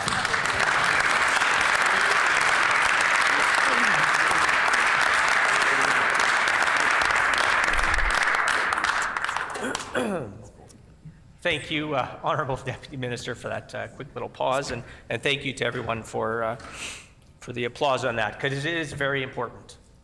I know that the education minister, the new education minister of education and early childhood learning, I want to congratulate him on his portfolio, being named the minister. It is truly, and it was a true honor to represent Manitoba and the PC government in the education and early childhood learning file. I do want to give a big shout out to the civil servants and the staff that I had the pleasure of working with for over a year and a half. And it does, they deserve a lot of credit, but at the same time, it was an absolute honor working with them. It is unfortunate that some of the civil servants, not only in the education and early childhood learning department, but other departments, had lost their jobs, but that's not really surprising, Honorable Deputy Speaker, because that's the way the NDP do things when they get into government. They cut people from various positions. And in the Department of Education and Early Childhood Learning, they actually promoted and seconded a Deputy Minister for Education and Early Childhood Learning that at one time was the main fundraiser for the NDP party and was the former superintendent of Seven Oaks School Division, Honorable Deputy Speaker. And so it's interesting how they make those decisions. And actually, even people that were within the higher echelon of the civil service who actually either fundraised or raised money or donated money to this NDP leader still saw fit to cut or fire those individuals. So again, I don't think anyone in the civil service really should be sitting comfortable, because we've seen the track record of the leader of the NDP, the Premier of Manitoba. Now, there's a few things that I do want to talk about today in regards to the amendment to the throne speech and also the throne speech. And I know that the Minister for Education and Early Childhood Learning, a few days ago when he was bringing forward his speech to the amendment, I know he took an opportunity to do a little bit of a teachable moment, a lesson to new members and to returning members. And so this gives me an opportunity, Honorable Deputy Speaker, to also put forward a little bit of advice to new members and to returning, obviously, because I need to remind the Education and Early Childhood Learning Minister of that when you are standing up and speaking in this chamber during debate, during question period, during ministerial statements, anytime, Honorable Deputy Speaker, these things are recorded. And so when these things are recorded, it gives the opportunity to the public, it gives the opportunity to the media to actually take a look at what exactly was said. And so my advice to the newly elected members on all sides of the House and the returning members of the House is do your homework. Don't go willy-nilly and putting things on the record, which is going to show up in Hansard, that you're going to have to either stand up and apologize for, or maybe be accountable to the media if the media would happen to ask the new Education and Early Childhood Learning Minister some questions. It is very interesting that from their seat, the Premier, the NDP leader, is busy heckling. Well, that's no surprise, Honorable Deputy Minister, or Deputy Speaker. It is no surprise that he is sitting there and heckling during a very important speech, Honorable Deputy Speaker.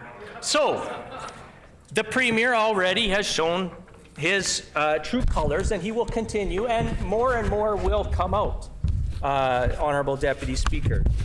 So, not that many days ago, the Premier stood up and took credit for the large investment that we, the Progressive Conservative government, had done with partnerships of the federal government to replace some very well-needed turbines at a very important dam in the province of Manitoba, and it just so happens to be in my constituency. And so the Premier stands up with the Finance Minister, takes a photo op with the Federal Minister, and is trying to take credit for something that we did prior to that, because these projects don't just happen overnight.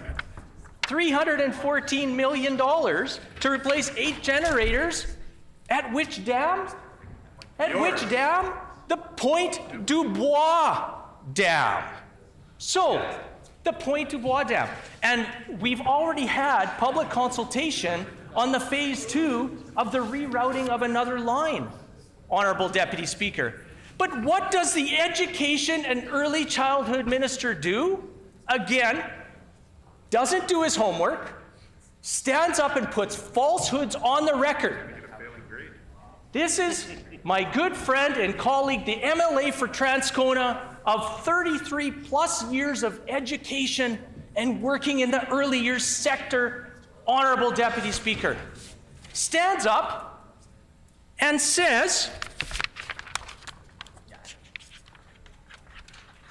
that he is congratulating his Premier on the announcement that I've just stated, except he's saying they're going to put in $500 million with the federal government to deliver low-carbon, affordable electricity with the outline plans, this is off of Hansard, with the outline plans to redevelop the Pinawa Dam, Honorable Deputy Speaker. The Pinawa Dam. Well, Honorable Deputy Speaker, Honorable Deputy Speaker, I have to tell the Minister and the Premier if they could get in their vehicles and travel outside the perimeter, because the old Pinawa Dam is an actual park where you can go and walk and enjoy the sights and see what was there many, many, many years ago. And for that, it's outside of Winnipeg. It's not right next to Springfield Reshot, like the Education Minister put on the record. It's the Pointe du Bois Dam that is getting rejuvenated, not the Pinawa Dam. I'm going to table pictures of the Pinawa Dam. What in the world? It would be far more than $500 million, Honorable Deputy Speaker. I'm going to table and pass around the pictures for people to see. It's a beautiful sight. Go check it out. It's a very nice walk. Go trail walking. It's good. Google map it. But you know what? This isn't the first time. And so my advice, Honorable Deputy Speaker, to everybody, do your homework.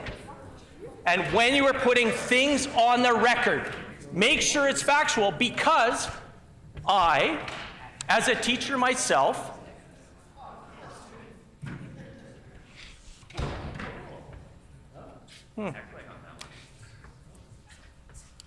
once again, Honorable Deputy Speaker, from the NDP government benches, we hear heckling, and heckling's fine. You know what? This is a long time here in the chamber, and of course there's heckling, but there's always some personal attacks, Honorable Deputy Speaker. All I'm saying is, do your homework. You're putting information on the record, and also educators in this great province of ours sometimes pick up the Hansard and actually uses it to educate our youth. And so that's my lesson today to the Education and Early Childhood Learning Minister on that. Just do your homework. When you're putting things on the record, I know it gets heated in here once in a while. I had the pleasure of being in here now, like I said, the start of my 13th year. It does get heated in here. But just be careful what you're putting on the record. So, Honorable Deputy Speaker, I did want to touch base on a couple other things in regards to the Lac du Bonny constituency. And as I've already heard, as we've put on the record many times in this House, and we've shared, that the NDP leader, the Premier of Manitoba, has already cut many things. And I'm hoping that within the Lac du Bonny constituency, A lot of the Progressive Conservative government commitments, which has gone through Treasury Board and approved through Cabinet, will continue to move forward. He has put on the record himself that he is in support of the Lac du Bonny Personal Care Home. I'm asking him, the Premier of Manitoba, to move the money and to get it working, because it seems like that Premier is holding it up. He's got it on the record multiple times that he's in support of the personal care home in Lac du Bonny. I want him to proceed with that and get it moving as quickly as possible. Matter of fact, faster than that, because they're holding it up, Honourable Deputy Speaker. There's also other things that are going on, not only in the Lac du Bonny constituency, but all across this great province of ours, Honourable Deputy Speaker, where we're seeing childcare spaces being cut in the province by this new Education and Early Childhood Learning Minister. I know that it's not him. I know that it's not my friend and colleague, the MLA from Transcona. I do know that it's probably his boss, the NDP leader, the Premier of Manitoba. We've already seen the cut of schools, which has over 3,400 childcare spaces there. I hope that the Education and Early Childhood Learning Minister is not the one that has to make those phone calls to those school divisions that they're cutting those spaces. I'm hoping that he will stand up to his Premier, his boss, the NDP leader, and get him, because it's his direction to cut those spaces, to get him to make those calls to those school divisions and tell them why they're cutting those new schools and those new childcare spaces, Honourable Deputy Speaker. Again, I'm going to be voting in favor of the amendment put forward by our leader of the opposition, the MLA for Tuxedo. I know that we on this side of the House, the former Progressive Conservative government, had made many great strides in education and early childhood learning. As it's been reported in local papers, the $10 a day, we are the ones who made childcare more affordable. We are the ones partnered with the Manitoba Association for Childcare Centres, partnered with them to make sure that they had received some well-deserved raises in their wages, because the former NDP government had 17 years, they didn't do a thing.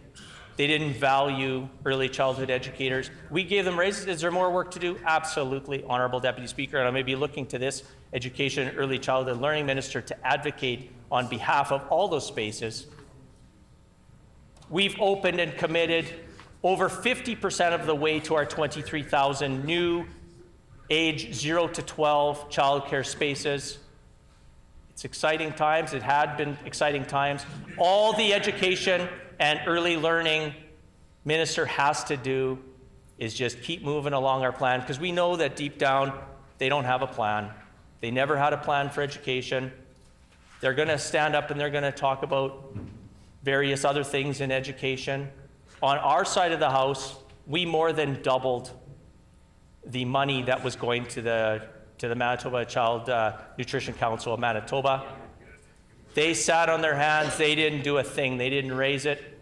We more than doubled the money for their council. And matter of fact, what did the NDP leader and his teammates do over there? They voted against it, Honourable Deputy Speaker. So over the next few months, we're going to see some missteps by this Premier. And our job, now that Manitoba has put us into opposition, is to hold them to account and to make sure that on a day-to-day basis, Honourable Deputy Speaker, is to make sure that we're putting factual items on the record, not misinformation like the members opposite. Thank you, Honourable Deputy Speaker.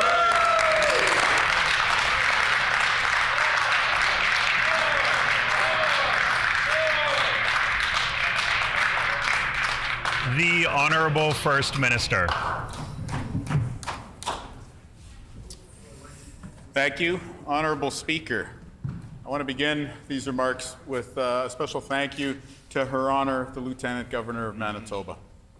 It was a tremendous feeling when we heard Her Honour here in this chamber read the words from our government's first throne speech. Yeah, that's right. That was awesome. I'm just so full of admiration and respect for Her Honor.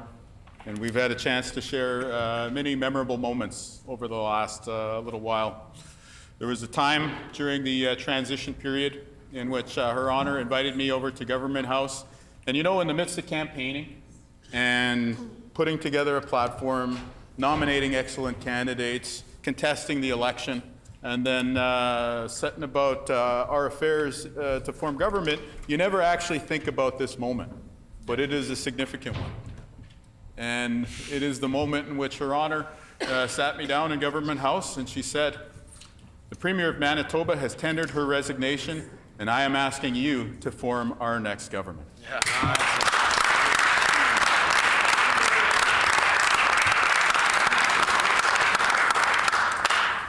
It's part of me that was, me, this team.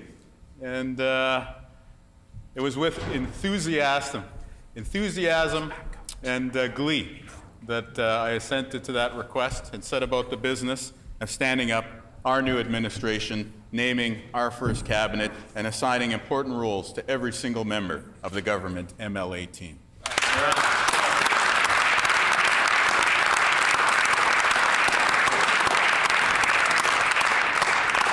And this throne speech that we're debating here today is the articulation of our government's plan for our first year in office.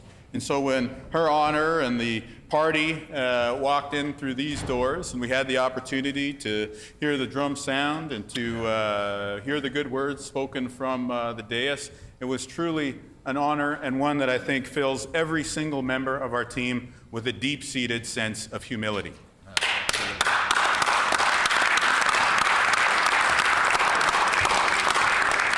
Humility, because we have been asked by the people of Manitoba to carry out a sacred duty, which is to govern for them and to govern well.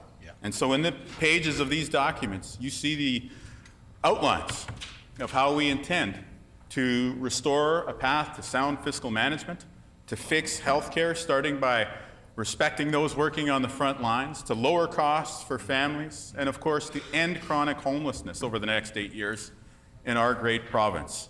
These are significant challenges. These are tasks which are very important. But I know that the way that we tackle difficult things here in Manitoba, the way Manitobans always have over the past 153 years, is by working on them together. And that is the speech.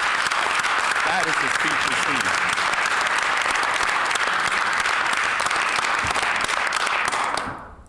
There's another story that I would like to share for the permanent record of the proceedings of the Legislative Assembly.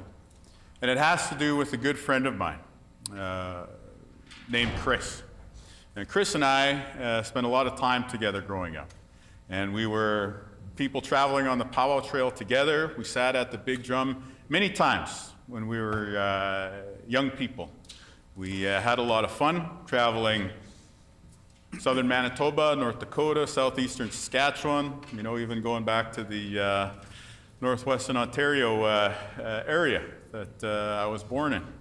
And we spent a lot of time together, Chris and I. And in fact, at the time, our girlfriends were best friends. And so we used to hang out, day after day, night after night, making good memories, being good buds. And like any serious friendship, we had our ups and downs. We had the moments where we may have butted heads on a given issue, but we always came back to a positive place and to do good things together. And I really, really cherish those memories in that time of our life. We were at the same spot. We were at the same place in our lives when we were there together, Chris and I. Tragically, my friend Chris was found in a bus shack in South Pembina early this summer. And he is somebody who had been living a hard life these past number of years. And I will leave to others to share the details as they see fit, but I think that I want to encourage all Manitobans to understand that when you hear of somebody like Chris passing away, when you see us losing a relative, a Manitoban, in a situation like this, somebody living in a bus shack, somebody out there on the streets, I want you to know that that was a real person that had friends and family and relationships that mattered. And I want to tell every single person, you may have a certain judgment, a certain idea of who that is who ends up out there in different communities across our province, but I guarantee if you ate at a trendy restaurant in Winnipeg about 15 years ago or so, this person would have cooked for you. He would have put his hands on the food that you consumed. And he was a very talented chef and cook at that. And so these are real people that we're talking about when we get to the serious issues of trying to improve things at the provincial level here in Manitoba. And as somebody who traveled, to the community in southwestern Manitoba where we laid him to rest, Mariapolis, this summer, spent the time with the mom, brothers, sisters, kids, relatives that Chris knew and loved during his time here on earth. The bros from the drum group are back together again, joking around as we did some 20 or so years ago. Beautiful sunshine, warm summer day. We sang a song and we laid him to rest. And I couldn't help, on the drive back to Winnipeg, as we're getting set to launch our provincial election campaign, seeing as we did launch it at the start of August, I couldn't help but reflect on the fact that as I was watching my friend being lowered into the ground, I was getting ready to run a campaign to become the Premier of Manitoba. And I asked the Creator, why? I'm no more talented, no more able, no more hardworking than my friend Chris. And why is it that one of us left this world too soon? And what have I done to deserve to have the opportunities presented to me in my lifetime? Survivor's guilt, some second thoughts, whatever you like to call it. I choose to use these thoughts and reflections and moments of prayer as motivation to work towards the good of all Manitobans. You may have a picture of who Chris was in your mind, but I assure you that when we live in a province where outcomes like befell him are avoided for every single person in Manitoba, then every Manitoban will be better off. We will be a richer province for having those contributions.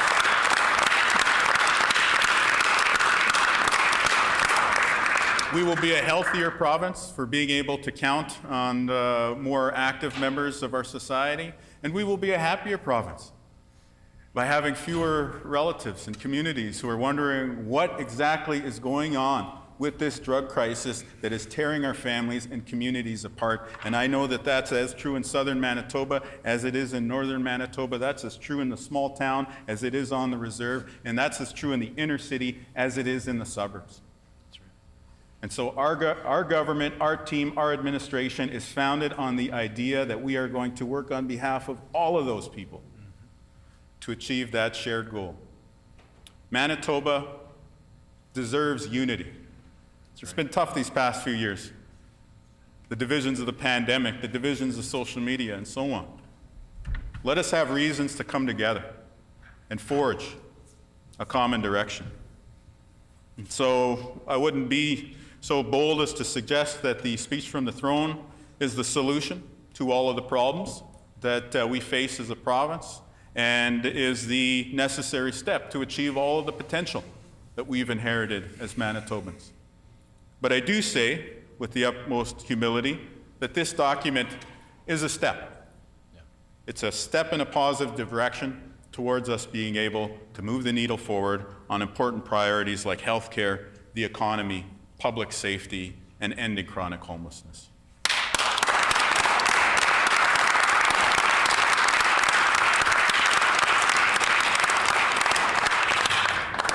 our colleague from Union Station and the rest of our team know full well that anything we want to do in healthcare has to start with the staffing. And one of the things that we've observed both in our time in opposition during the campaign period and also during the early days of governing is that we need to empower those on the front lines of our healthcare system. These are folks who have spent years becoming educated, years more developing expertise at the bedside. And if we want to truly have a healthcare system that meets the needs of the great people of this province, then it is going to be one that is implemented and delivered and guided by the expertise of those at the front lines. That's right.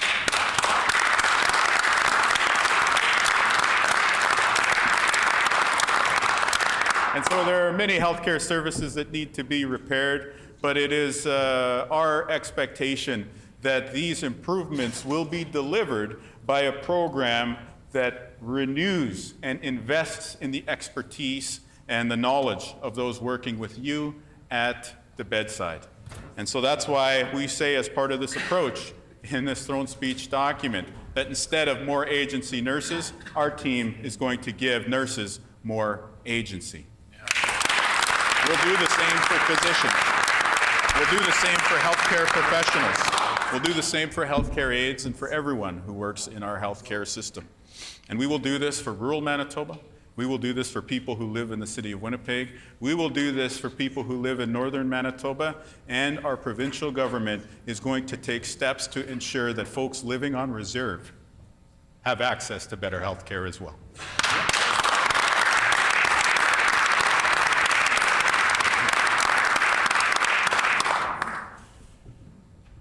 I've often said the economic horse pulls the social cart. I have heard that. I don't know if that's gotten out there or not, but I've tried to repeat it a few times. I probably owe Clarence Louis royalties for that line, a great leader from Osoyoos in British Columbia, but the truth of that sentence is apparent. There are many things that we want to do to make our society enjoy its full potential in the coming years. But in order to do so, we have to grow the economy. We have to create good jobs. We have to set the conditions at the provincial level to allow the private sector to flourish and to continue to expand. And so what we articulate in this document is that we're going to take those immediate steps of cutting the provincial fuel tax to save you money, to save businesses money, to ensure that there's spin-off effects reverberating throughout the economy. But we're also going to implement a long-term program to set the seeds of positive economic development here in Manitoba. And so we are standing up a Premier's Business and Jobs team, which will seek to, for the first time in a long time, articulate a clear economic strategy for our province. One which seeks to invest in the areas where our strong, diversified economy is already very vibrant, areas like finance, transportation, construction, logistics, ag, and value-added manufacturing, while also leaning in to the opportunities that we have to build a low-carbon economy with advanced zero-emission vehicle manufacturers, with Manitoba Hydro, with critical minerals, with a potential hydrogen industry on the horizon here, and many other promising opportunities.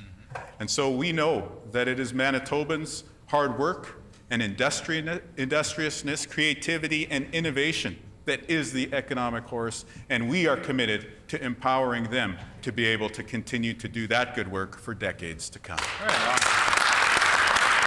feed the horse.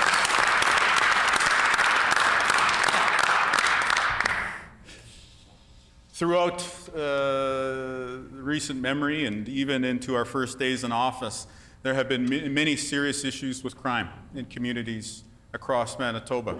And our government is committed to improving public safety across Manitoba. Yeah.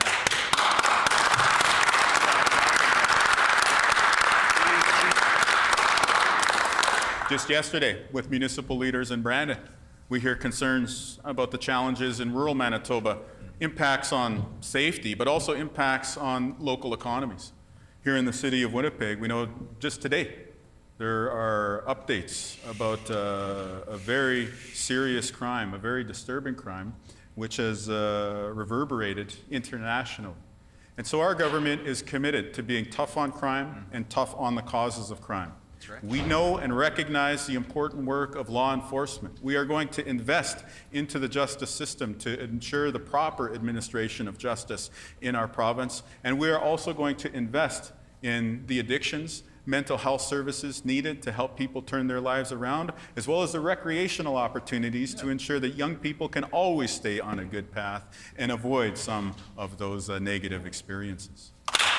This is a comprehensive approach.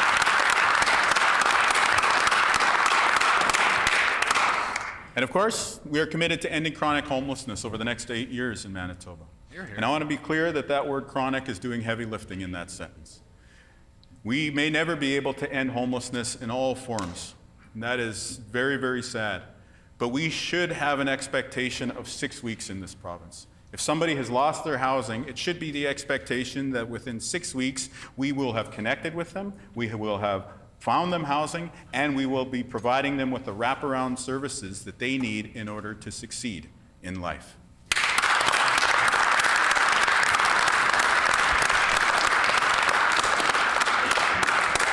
So we've established a new government, and we have asked a person named by BBC as one of the 100 most influential women in the world to lead this effort.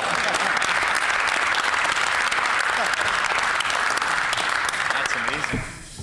Our approach here is founded on a basic insight that we need to break down the barriers, break down the silos, and have one coordinated response to the situation of people living without shelter. And so that's why we have begun this initiative by setting up a new department which has housing combined with all of the wraparound services, including mental health supports, to ensure that people can leave encampments and bus shacks and other situations in which they are living rough and be able to start taking steps towards more dignity and an overall situation in our province where everyone in Manitoba is proud to come downtown, is proud to drive down South Pembina, is proud to visit downtown Thompson, is proud to go to all areas of Brandon, and realistically, every single area in our province that has been grappling with this issue at an increased level these past number of years.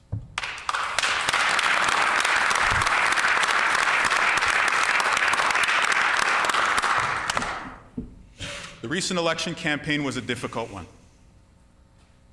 I'm going to pull my punches with respect to the opposition. But I do want to say that there were many times when we would drive by advertising or we would hear conversations on the doorstep in which we would recognize that there was a serious effort underway to try and pit Manitobans against one another. From the earliest days of the planning of our campaign, we decided to bet on you, That's right. the people of Manitoba. We decided to found our campaign on the insight that Manitobans want to come together rather than be divided. Here, here. And there were some difficult moments in there.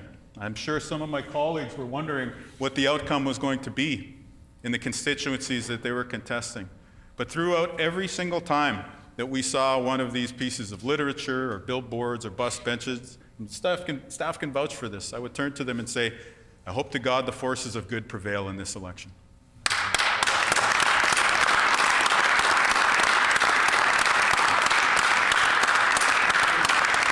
When I say forces of good, I am not talking about our party. I'm not talking about the MLAs that were elected. I'm not talking about our government.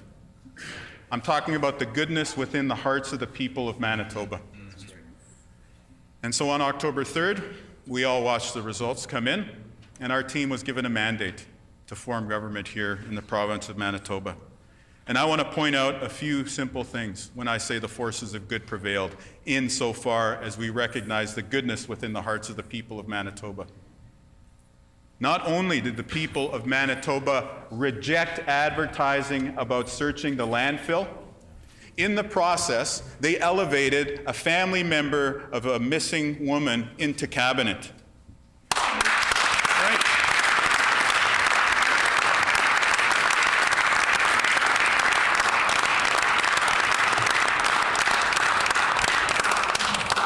Not only did the people of Manitoba reject advertising that was targeting trans children, but for the first time in our great province's history, they elected a trans person into the Manitoba Legislature.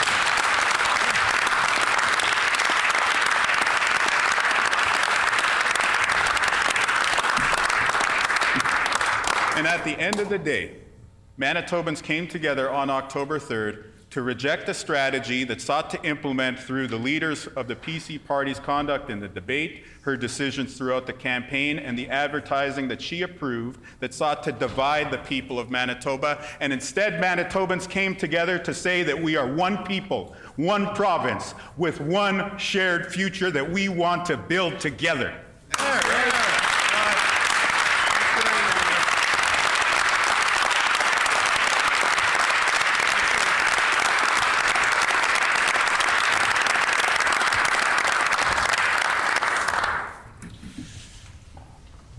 We get testy in here. We get partisan. But let us observe the lines of dignity. And let us commit to the people of Manitoba that for the next 1,000 days we will work together for the common good of this province. And then we can put the jerseys back on and contest the next election. But for now, let's focus on bringing people together here in Manitoba.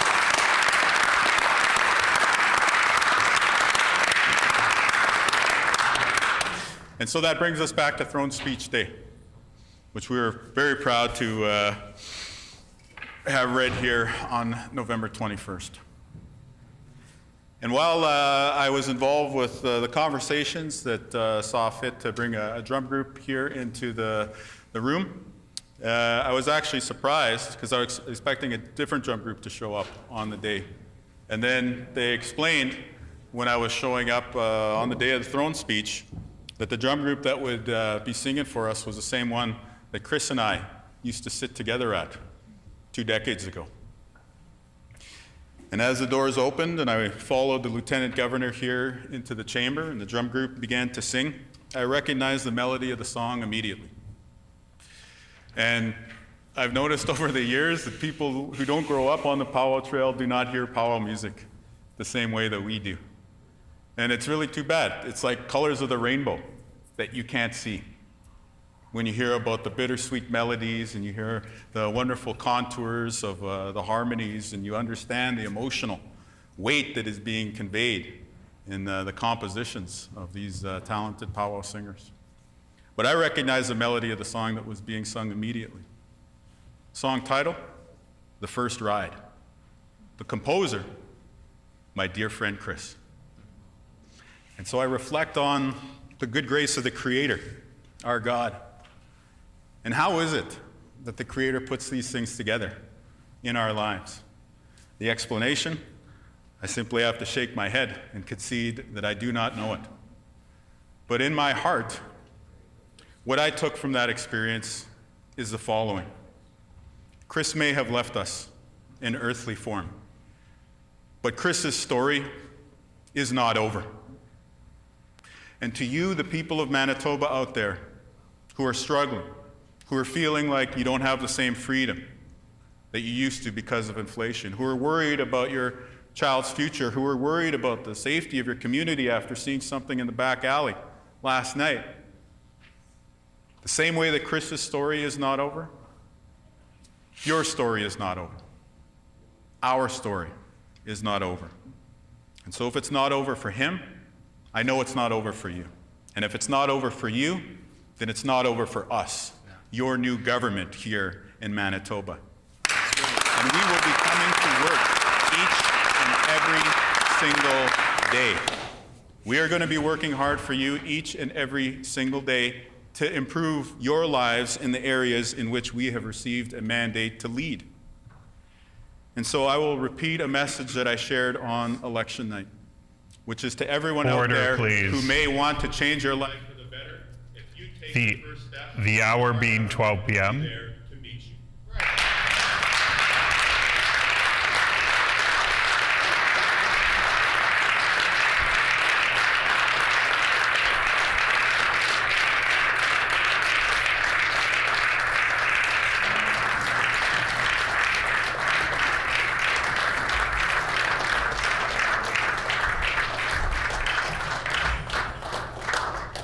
The hour being 12 p.m., pursuant to Rule 48.3, I am interrupting the proceedings to put the questions necessary to dispose of the proposed motion of the Honourable Member for St. Boniface, that is, the motion for an address in reply to the speech from the throne, and all amendments to that motion. The question before the House is the proposed amendment moved by the Honourable Leader of the Official Opposition to the motion for an address in reply to the speech from the throne. Do members wish to have the amendment read? Yes, please.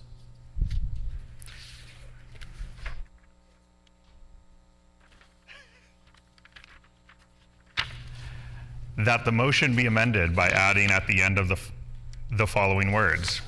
But this House regrets that the provincial government has failed to outline how the provincial government will make life more affordable in the long term for Manitobans struggling to make ends meet, and omitted tax relief for small business in Manitoba, and committed to making Manitoba a maritime province without committing to fighting for the same carbon tax exemption afforded to such provinces, and abandoned plans from the previous provincial government to build new schools to accommodate a growing student population in the K-12 system, and abandoned plans to deliver 23,000 childcare spaces to Manitoba's childcare system, and neglected to detail the specific measures that will be taken to improve retention and recruitment of educators in Manitoba, and refused to address immigration or Manitoba's population in any substantial manner, and rejected much-needed upgrades to hospital projects across the province, including HSC, due to political ideology at the cost of Manitoba patients, and neglected to detail the specific measures that will be taken to improve retention and recruitment of healthcare workers in Manitoba, and disbanded the Diagnostic and Surgical Recovery Task Force, which provided over 85,000 Manitobans with the care they needed with no plan to help Manitobans waiting in pain, and failed to mention how the provincial government will serve Manitobans waiting for surgical and diagnostic procedures in the short term, and abandoned 6 communities that were due to benefit from the construction of new personal care homes, and failed to address the need for treatment spaces or recovery-oriented care for people struggling with addictions, and disrespected Manitoba's seniors and those suffering from addictions by disbanding the departments dedicated to seniors, mental health, and community wellness, and failed to mention how the provincial government will create new affordable and social housing units that are desperately needed amidst a housing shortage, and failed to commit to any meaningful action or investment in community, art, culture,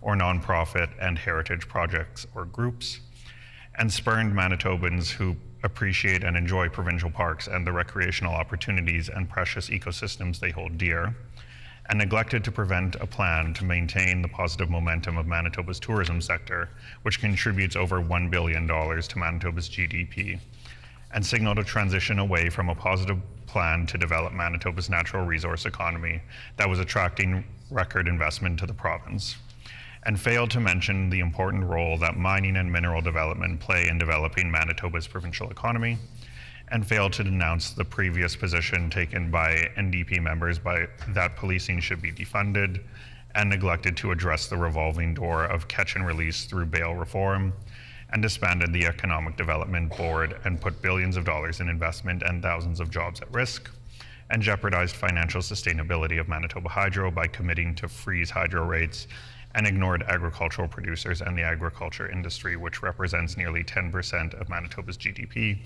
and failed to commit to continuing the 5-year, $500 million annual infrastructure budget. As a consequence of these and many of other failings, the provincial government has thereby lost the trust and confidence of the people of Manitoba and this House.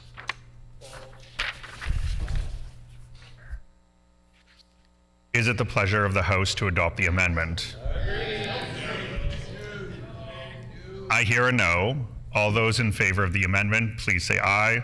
Aye. All those opposed, please say nay. Nay. In my opinion, the nays have it. The Honourable Official Opposition House Leader. Recorded vote, please. Feeling good about this. A recorded vote has been requested. Call in the members.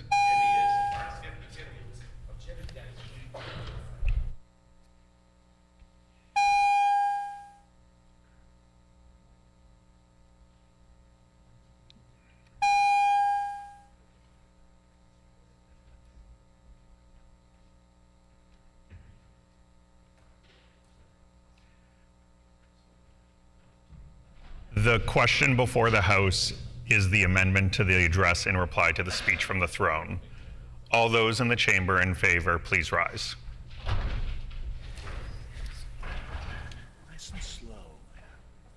And I've got a list here for you if you need it. Okay.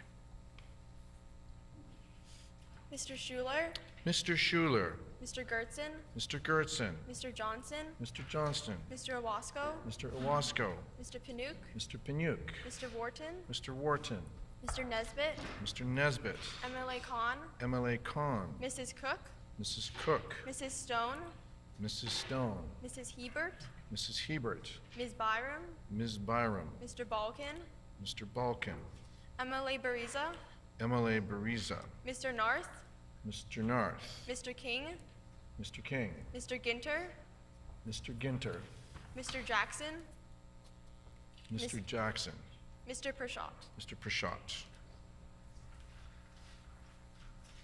All those in the chamber opposed, please rise.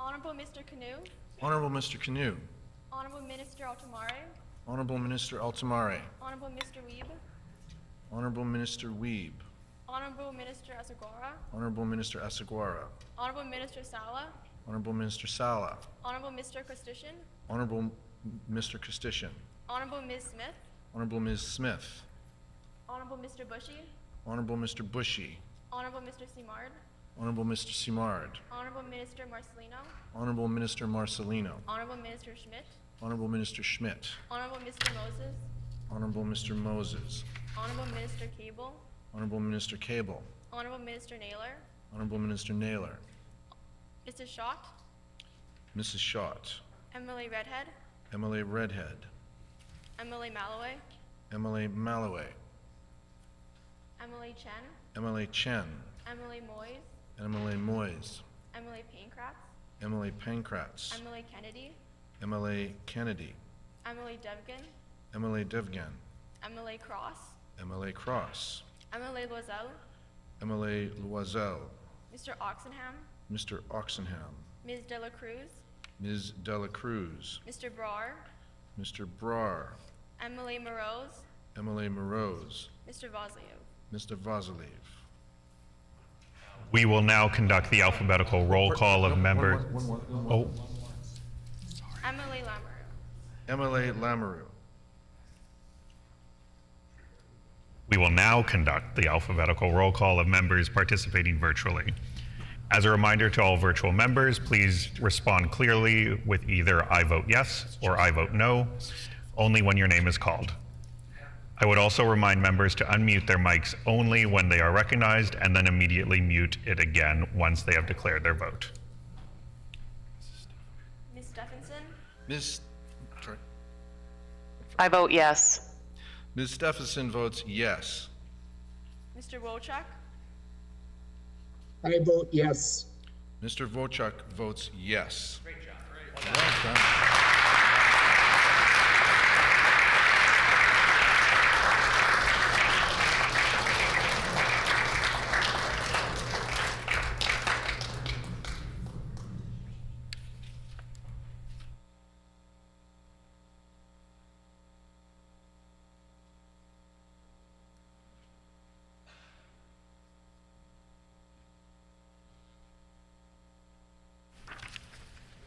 Yeas 21, nays 30.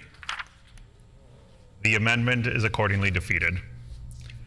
The question before the House is the motion of the honorable member for St. Boniface, that is, the motion for an address in reply to the speech from the throne. Is it the pleasure of the House to adopt the motion? I hear a no. All those in favor of the motion, please say aye. Aye. All those opposed, please say nay. Nay. In my opinion, the ayes have it. I declare the motion passed. The Honorable Minister of Justice. Recorded vote, Mr. Deputy Speaker. A recorded vote has been requested. Call in the members.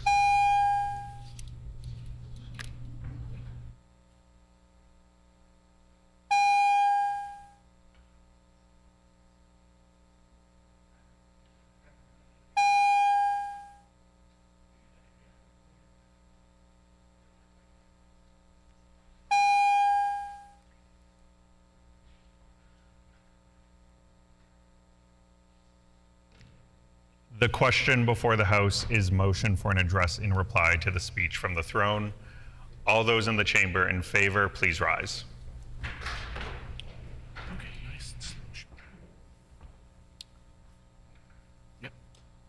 Honorable Mr. Canoe. Honorable Mr. Canoe. Honorable Minister Altamare. Honorable Minister Altamare. Honorable Mr. Weeb. Honorable Mr. Weeb. Honorable Minister Asaguara. Honorable Minister Asaguara. Honorable Minister Sala. Honorable Minister Sala. Honorable Mr. Costician. Honorable Mr. Costician. Honorable Ms. Smith. Honorable Ms. Smith. Honorable Mr. Bushy. Honorable Mr. Bushy. Honorable Mr. Samard. Honorable Mr. Samard. Honorable Minister Marcelino. Honorable Minister Marcelino. Honorable Minister Schmidt. Honorable Minister Schmidt. Honorable Mr. Moses. Honorable Mr. Moses. Honorable Minister Cable. Honorable Minister Cable. Honorable Minister Naylor. Honorable Minister Naylor. Mrs. Schott. Mrs. Schott. MLA Redhead. MLA Redhead. MLA Malloway. MLA Malloway. MLA Chen. MLA Chen. MLA Moyes. MLA Moyes. MLA Pankratz. MLA Pankratz. MLA Kennedy. MLA Kennedy. MLA Devgan. MLA Devgan. MLA Cross. MLA Cross. MLA Loisel. MLA Loisel. Mr. Oxenham. Mr. Oxenham. Ms. Dela Cruz. Ms. Dela Cruz. Mr. Brar. Mr. Brar. MLA Morose. MLA Morose. Mr. Vosliu. Mr. Vosiliv. All those in the chamber oppose. One second.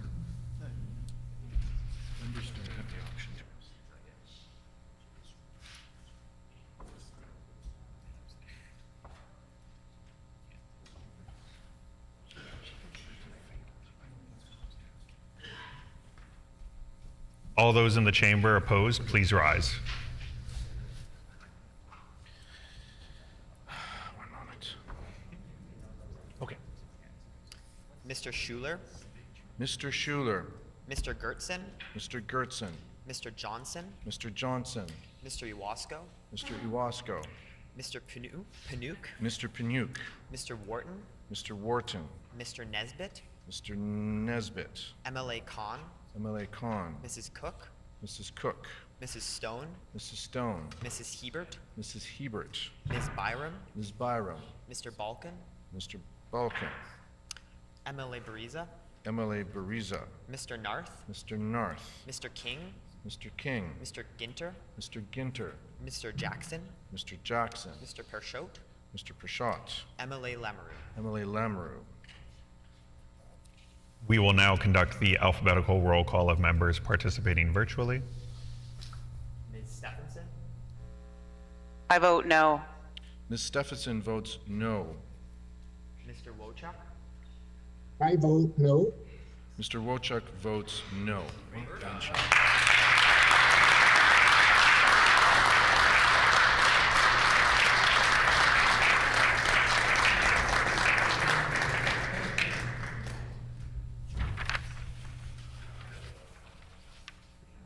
Yeas 29, nays 22. The motion is accordingly passed.